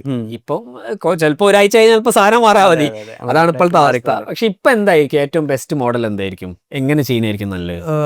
ഇപ്പം അത് പണ്ടുമുള്ള ഒരു പ്രോബ്ലമാണ്. നിങ്ങൾ ബിൽഡ് ചെയ്യുന്നതല്ല അൾട്ടിമേറ്റ്ലി പ്രശ്നം, ഡിസ്ട്രിബ്യൂഷനാണ്. കറക്റ്റ്. അതായത് ആൾക്കാരിലേക്ക് ഇത് എത്താനുള്ള ഒരു വഴി കണ്ടെത്തണം. കാരണം ബിൽഡ് ചെയ്യാനിപ്പോൾ നമുക്ക് പണ്ടാണെങ്കിൽ ഒരു ആളെ ഹയർ ചെയ്തിട്ട് ഉണ്ടാക്കുന്നതിന് പകരം ഇപ്പൊ എനെ കൊണ്ട് ചോദിച്ചാൽ നേരെ ഉണ്ടാക്കി തരും. കറക്റ്റ്, ഹയർ ചെയ്താൽ മതി. അതെ, പക്ഷെ ഡിസ്ട്രിബ്യൂഷൻ സ്റ്റിൽ അവിടെ ഒരു ഹാർഡ് പ്രോബ്ലം ആണ്. അത് ആൾക്കാരിലേക്ക് ഇത് എത്തിക്കുക, അത് ഈ പ്രോബ്ലം ആവശ്യമുള്ള, ഈ ഐഡിയ ആവശ്യമുള്ള ആൾക്കാരിലേക്ക് ഇത് എത്തിക്കുക എന്നുള്ള. ഇപ്പോൾ ഇ-കൊമേഴ്സിലാണെങ്കിലും അത് നിങ്ങളെ കസ്റ്റമേഴ്സിനെ കണ്ടെത്തലാണ് അൾട്ടിമേറ്റ്ലി ഒരു പ്രശ്നമുള്ളത്. വെബ്സൈറ്റ് ആർക്കും ഉണ്ടാക്കില്ലെങ്കിൽ ഈവൻ ഡ്രോപ്പ് ഷിപ്പിംഗ് വെച്ചിട്ടും തുടങ്ങാൻ പറ്റും. നമ്മൾ ഇൻവെന്ററി പോലും ഇല്ലാതെ തുടങ്ങാൻ പറ്റും. പക്ഷെ ആൾക്കാരിലേക്ക് എത്തിക്കുക എന്നുള്ള ആ ഒരു ഇതാണ് എല്ലാവർക്കും. അതുപോലെ തന്നെയാണ് ഈ ആപ്സിന്റെയും കാര്യത്തിലും. ഓക്കെ, അപ്പൊ ഏത് ടൂളായിരിക്കും ഇപ്പൊ യൂസ് ചെയ്യേണ്ടി വരിക? എനിക്കൊരു മൊബൈൽ ആപ്പ് ഉണ്ടാക്കണം, അപ്പൊ ഏത് ടൂളായിരിക്കും ഏറ്റവും നല്ലത്? അത് ടെക്നോളജി ഇല്ല. ഈ ടൂൾസ് ആണെങ്കിൽ അത് കുറച്ച് ടെക്നോളജി ഉള്ള ആളാണെങ്കിൽ ഇപ്പോൾ കഴ്സർ തന്നെ ഞാൻ റെക്കമെൻഡ് ചെയ്യാം. പക്ഷേ ഇപ്പം അത്ര നോളജ് ഇല്ലെങ്കിൽ നമുക്ക് ബോൾട്ട്, ലവബിൾ, റെപ്ലിറ്റ് എന്നൊക്കെ പറഞ്ഞ ഈ ടൂൾസ് ഒരു വെബ്സൈറ്റ് ആണ്. വെബ്സൈറ്റിൽ കയറി നേരെ വാട്ട്സ് യുവർ ഐഡിയ എന്ന് പറഞ്ഞൊരു ബോക്സ് ഉണ്ടാവും. അതിൽ ടൈപ്പ് ചെയ്ത് കൊടുത്താൽ അവിടെ ഇമ്മീഡിയറ്റ്ലി സാധനം ഉണ്ടാക്കി വരും. അത്ര സിമ്പിളാണ്. അത്രയും സിമ്പിളാണ്. അതെ, എൻ്റെ അറിവില് ഏറ്റവും കൂടുതൽ ഡൊമൈൻസ് ഉള്ളത്, ഡൊമൈൻ വാങ്ങിച്ചു വെക്കുന്ന ഒരു ക്രേസ് ഉള്ള ഷൈജലിനാ. എന്താണ് അതെന്താ സമയം? ഡൊമൈൻ മറിച്ചു വിൽക്കുവോ? എന്താണ് ചെയ്യുന്നത്? ഡൊമൈന് മറിച്ച് വെക്കാൻ വേണ്ടിയിട്ടല്ല വാങ്ങുന്നത്. അങ്ങനെ ചെയ്യുന്ന ഇഷ്ടംപോലെ ആൾക്കാരുണ്ട്. പക്ഷെ ഞാൻ ഐഡിയ വന്നു കഴിഞ്ഞാൽ അത് ഇംപ്ലിമെൻറ്റ് ചെയ്യാൻ വേണ്ടിയിട്ട് തന്നെയാണ് ഡൊമൈൻസ് വാങ്ങാറ്. ഇപ്പം നമ്മളെ ഡൊമൈൻസൊക്കെ നമ്മളെ ഗ്രോത്തിൽ നന്നായിട്ട് കോൺട്രിബ്യൂട്ട് ചെയ്തിട്ടുണ്ട്. ഇപ്പോൾ വാട്സ്ഫോമിലാണെങ്കിൽ watsform.com, ഇത് വാട്സാപ്പ് ഫോം എന്നാണ് നമ്മളെ മെയിൻ കീവേഡ് ഗൂഗിളിലൊക്കെ. ഇപ്പോൾ watsform.com എന്ന് പറഞ്ഞാൽ ഇൻസ്റ്റൻ്റ്ലി കത്തും ആൾക്കാർക്ക് എന്താണ് പ്രൊഡക്റ്റ് എന്നുള്ളത്. ഇപ്പോൾ സ്റ്റോർ ലിങ്ക് ആണെങ്കിലും അതേമാതിരി ആൾക്കാർ ഉണ്ടാക്കുന്ന സ്റ്റോറ് ഇതുവഴിയാണ് ഷെയർ ചെയ്യുക. brand.store.link എന്ന് പറഞ്ഞിട്ട് അതുവഴിയാണ് ഷെയർ ചെയ്യണം. അപ്പം അത്രയും മീനിങ് ഡൊമൈൻസ് ആണ് വാങ്ങാറ്. അതും പ്രൊഡക്ട്സിന് ഉണ്ടാക്കാൻ വേണ്ടിയിട്ട് തന്നെ വാങ്ങല്. ഓക്കെ, ഷൈജലിന്റെ കേസിൽ മാത്രമേ ഞാൻ കണ്ടിട്ടുള്ളൂ micro.company, store.link, collect.chat. സാധാരണ എല്ലാവരും .com വാങ്ങിക്കല്. എന്തായാലും അതിന് പിന്നിലുള്ള ലോജിക്ക്? അത് depends on the product audience എന്ന് പറയാം. ചിലവർക്ക് ഇന്റർനെറ്റ് എന്ന് പറഞ്ഞു കഴിഞ്ഞാൽ .com മാത്രമാണ് എന്നാണ് അറിയാം. അപ്പം അങ്ങനത്തെ ഓഡിയൻസ് ആണ് നമ്മൾ ടാർഗറ്റ് ചെയ്യണമെങ്കിൽ .com എടുക്കുന്നതാണ് ഏറ്റവും ബെറ്റർ. ഇപ്പോൾ watsform.com ആണെങ്കിൽ .com എടുക്കാൻ കാരണം കുറച്ചുകൂടി നോൺ ടെക്നിക്കൽ ആൾക്കാരാണ് ഉപയോഗിക്കുന്നത്. അപ്പം അതങ്ങനെ എടുത്ത് store.link, collect chat ഒക്കെ ഉണ്ടാക്കുന്ന ആൾക്കാർ കുറച്ച് ടെക്നിക്കൽ ആയിരിക്കും. അവർക്ക് .comന് പുറത്ത് ഇന്റർനെറ്റ് ഉണ്ട് എന്ന് അറിയുന്ന ഒരു ആൾക്കാരായതുകൊണ്ട് അങ്ങനെ എടുത്ത്. അപ്പോൾ അത് കുറച്ചുകൂടി മീനിങ് ഡൊമൈൻസ് അങ്ങനെ കിട്ടുകയാണെങ്കിൽ .com കിട്ടാൻ പാടാണ്. അപ്പം മീനിങ് ഡൊമൈൻസ് അല്ലാത്ത സബ് ഡൊമൈൻസ് ഇതായിട്ട് കിട്ടുക, TLDs കിട്ടുകയാണെങ്കിൽ അങ്ങനെ എടുക്കും. ഓക്കെ, അപ്പോൾ പക്ഷെ ആ TLDs നല്ല SEOനെ എഫക്ട് ചെയ്തിട്ടില്ല? ഇല്ല, ഗൂഗിൾ അങ്ങനെ ഡിസ്ക്രിമിനേറ്റ് ചെയ്യുന്നു എനിക്ക് തോന്നുന്നില്ല. .com ആൾക്കാർ മേ ബി ചിലപ്പോൾ .comൽ കുറച്ചൊരു ട്രസ്റ്റ് ഉണ്ടാവും. പക്ഷേ ഗൂഗിളിൽ നമ്മൾ കീവേഡ്സിലൊക്കെ നന്നായിട്ട് കയറിയിട്ടും. അപ്പം ഒരു ബെസ്റ്റ് എക്സാമ്പിൾ പറഞ്ഞാൽ help.center എന്ന് പറഞ്ഞിട്ടുള്ള ഒരു പ്രൊഡക്റ്റ് ഉണ്ട്. അതായത് അങ്ങനെ വെച്ചിട്ട് കസ്റ്റമർ സപ്പോർട്ട് ഹെൽപ്പ് ഡെസ്ക് ഉണ്ടാക്കാൻ ഉള്ള പ്രൊഡക്റ്റാണ്. അതിനൊക്കെ ഹെൽപ്പ് സ്പേസ് സെന്റർ എന്ന് പറഞ്ഞിട്ട് സെർച്ച് ചെയ്താൽ തന്നെ നമ്മൾ ടോപ്പിൽ ഉണ്ട്, ലിസ്റ്റ് ആവും. അതായത് helpcenter.com കിട്ടിയിട്ടില്ലെങ്കിൽ help.center എടുത്താലും അതെ പെട്ടെന്ന് കിട്ടും. കാരണം ഈ ഡൊമൈൻ നെയിമിൽ വലിയൊരു ഇപ്പോഴും ഒരു ഭയങ്കര വെയിറ്റേജ് ഇല്ലേ? ഡൊമൈൻ നെയിം വെച്ച് ഡൊമൈൻ നെയിമിന് വെയിറ്റേജ് ഉണ്ട്. ആ കീവേഡ് എക്സാക്ട് മാച്ച് കീവേഡ് ഉണ്ടെങ്കിൽ. പക്ഷെ അത് ഭയങ്കര സ്പാമി ആവരുത്. അത് ഭയങ്കര സ്പാമി ആയിട്ടുള്ള ഡൊമൈൻസ് ഉണ്ട് ചിലത്. വാട്ട് ടു ബൈ ഇത് എന്നൊക്കെ പറഞ്ഞിട്ട് അങ്ങനത്തെ ഡൊമൈൻസ് ഒക്കെ എടുത്തു കഴിഞ്ഞാൽ ഒബ്വിയസ്ലി സ്പാമി ആണെങ്കിൽ ഗൂഗിള് അത് ഫ്ലാഗ് ചെയ്യും. അല്ലെങ്കിൽ നല്ല മീനിങ് ഡൊമൈൻ ആണെങ്കിൽ അത് നല്ലത് തന്നെയാണ് ഗൂഗിളിന്റെ കാര്യത്തിൽ. നമ്മളെ ഗ്രൂപ്പിന് ആക്ച്വലി മാഫിയനൊരു ക്വസ്റ്റ്യൻ വന്നിരുന്നു. രജിയാണ് ചോദിച്ചത്, ഈ 20,000 സ്റ്റോറ് ചെയ്തു, ഇത്രയും പ്രൊഡക്ട്സും ചെയ്തു. ഇതിൻ്റെ അകത്ത് എന്താണ് ഏറ്റവും വലിയ ലേണിംഗ്? സ്റ്റോർ ലിങ്കിൻ്റെ കാര്യത്തിലാണെങ്കിൽ നമുക്ക് അത് core problem of the customer, അതായത് കസ്റ്റമറിന് ഉള്ള മെയിൻ ഇഷ്യൂ നമ്മൾ വൃത്തിക്ക് സോൾവ് ചെയ്യുകയാണെങ്കിൽ നമുക്ക് അധികം വൻ മാർക്കറ്റിംഗ് ഒന്നും ചെയ്തില്ലെങ്കിലും ആൾക്കാർ വരും, അത് ഉപയോഗിക്കും എന്നുള്ള ഒരു കാര്യമാണ്. അതായത് ആ ഒരു പെയിനിൻ്റെ സോൾവ് ചെയ്യണം. അതെ അത് വൃത്തിക്ക് സോൾവ് ചെയ്ത് കഴിഞ്ഞാൽ അത് ഡെഫിനറ്റ്ലി നമുക്ക് നല്ല ആൾക്കാർ കസ്റ്റമേഴ്സിനെ കിട്ടും എന്നുള്ള ഇതാണ്. അപ്പോൾ ഇവിടെ നമ്മൾ ഐഡൻറ്റിഫൈ ചെയ്ത പ്രോബ്ലം ഒരു എളുപ്പത്തിൽ പ്രൊഡക്റ്റ് ഇൻവെൻറ്ററി ഷീറ്റിൽ മാനേജ് ചെയ്തിട്ട് നേരെ ഇൻസ്റ്റൻ്റ്ലി സ്റ്റോർ ഉണ്ടാക്കാൻ പറ്റും എന്നുള്ള ഇതായിരുന്നു. അങ്ങനെ അതേപോലെ വേറൊരു ചോദ്യം കൂടി ചോദിച്ചത്, ഇത്രയും കൂടുതൽ പ്രൊഡക്ട്സ് ഉണ്ട്, 6 പ്രൊഡക്ട്സ് ഉണ്ട്, എങ്ങനെയാണ് ഏതിന് എത്ര സമയം മുടക്കണമെന്ന് എങ്ങനെയാണ് പ്രയോറിറ്റൈസ് ചെയ്യുന്നത്? അതെ, നമ്മൾ അറ്റ് എ ടൈം ഒരു 2 പ്രൊഡക്റ്റിലേക്കും ഭയങ്കരമായിട്ട് ഫോക്കസ് ചെയ്യുന്നത്. അപ്പം അതന്നെ ഇപ്പം നമ്മൾ എന്ന് പറഞ്ഞാൽ എൻ്റെ ടീമിൻ്റെ എഫേർട്ട് അതിലുണ്ടാവും. ഇപ്പം ചെറിയ ടീമാണെങ്കിലും നമുക്ക് ഈവൺ ഇപ്പം നമ്മൾ ഡെവലപ്പ് ചെയ്യുന്ന ഡെവലപ്പേഴ്സ് ആണെങ്കിലും അവർ നല്ല പ്രൊഡക്റ്റിൽ ഇൻവോൾവ് ആണ്. ബാക്കി പ്രൊഡക്ട്സ് ഒക്കെ ഉപയോഗിച്ച് നല്ല പരിചയമുള്ള നല്ല എക്സ്പെർട്ടൈസ് ഉള്ള ഒരു സ്വന്തമായിട്ട് ഒരു സ്റ്റാർട്ടപ്പ് തന്നെ തുടങ്ങാൻ പറ്റുക അത്രയും കേപ്പബിൾ ആയിട്ടുള്ള ആൾക്കാരാണ് നമ്മളെ ടീമിലുള്ളത്. അപ്പം അത് നമ്മൾ ഒരു 2 പ്രൊഡക്റ്റ് കോൺസെൻട്രേറ്റ് ചെയ്തിട്ട് അത്രയും എഫേർട്ട് ഇട്ടിട്ടാണ് ചെയ്യുക അറ്റ് എ ടൈം 2 പ്രൊഡക്റ്റിലാണ് എഫേർട്ട് ഇടുക. അതെ. ഓക്കെ, പിന്നെ അത് ഏറ്റവും പ്രസ്സിംഗ് പ്രോബ്ലംസ് ആയിരിക്കും സോൾവ് ചെയ്യുക. അതെ അല്ലാണ്ട് ഫീച്ചർ റിക്വസ്റ്റ് നമ്മൾ എടുത്തിട്ട് നമുക്ക് ഏതാണ് ഈ പ്രൊഡക്റ്റിൻ്റെ റോഡ് മാപ്പ് ഇതുമായിട്ട് നമ്മളൊരു വിഷനായിട്ട് അലൈൻ ചെയ്യുന്ന കാര്യങ്ങൾ എടുത്തിട്ട് അങ്ങനെ ചെയ്യും. ഓൺലൈൻ സ്റ്റോർ ഉണ്ടാക്കുക എന്ന് പറഞ്ഞു കഴിഞ്ഞാൽ ഭയങ്കര മലമറിക്കുന്ന പരിപാടിയൊന്നുമല്ല. ഇതൊക്കെ നിങ്ങൾക്കും ചെയ്യാൻ പറ്റും. അത് നിങ്ങളെ പഠിപ്പിക്കുകയാണ് ഞങ്ങളുടെ ലക്ഷ്യം. 10 ദിവസം കൊണ്ട് നിങ്ങളെ ഞങ്ങളൊരു ഓൺലൈൻ സ്റ്റോർ എക്സ്പേർട്ട് ആക്കി തരാം. 15 മിനിറ്റ് എല്ലാ ദിവസവും മുടക്കിയാൽ 10ാമത്തെ ദിവസം നിങ്ങൾക്കൊരു ലൈവ് ഓൺലൈൻ സ്റ്റോർ ഉണ്ടാക്കാം. അപ്പോൾ നമ്മൾ കഴിഞ്ഞ 1 മണിക്കൂറിൽ എങ്ങനെ ഒരു ഇ-കൊമേഴ്സ് സ്റ്റോർ ഉണ്ടാക്കാം, എങ്ങനെയാണ് store.link എന്ന് പറഞ്ഞ ആ ഒരു പ്രൊഡക്റ്റിലേക്ക് എത്തിയത്, എത്രത്തോളം സ്റ്റോഴ്സ് അത് യൂസ് ചെയ്യുന്നുണ്ട്, എത്ര നല്ലവണ്ണം നമ്മൾ പ്രൊഡക്റ്റിന് അല്ലെങ്കിൽ പ്രോബ്ലം സോൾവ് ചെയ്ത് കഴിഞ്ഞാൽ നമുക്ക് ഓട്ടോമാറ്റിക്കലി ബിസിനസ് ഉണ്ടാവും, ഭയങ്കരമായ മാർക്കറ്റിംഗ് ചെയ്യേണ്ട ആവശ്യമില്ല, AI എന്തൊക്കെ മാറ്റങ്ങളാണ് വരുത്തുന്നത്, ഇതൊക്കെ നമ്മൾ ഡിസ്കസ് ചെയ്തു. I hope this is very useful for you. So thank you for coming. Until we meet again. Thank U.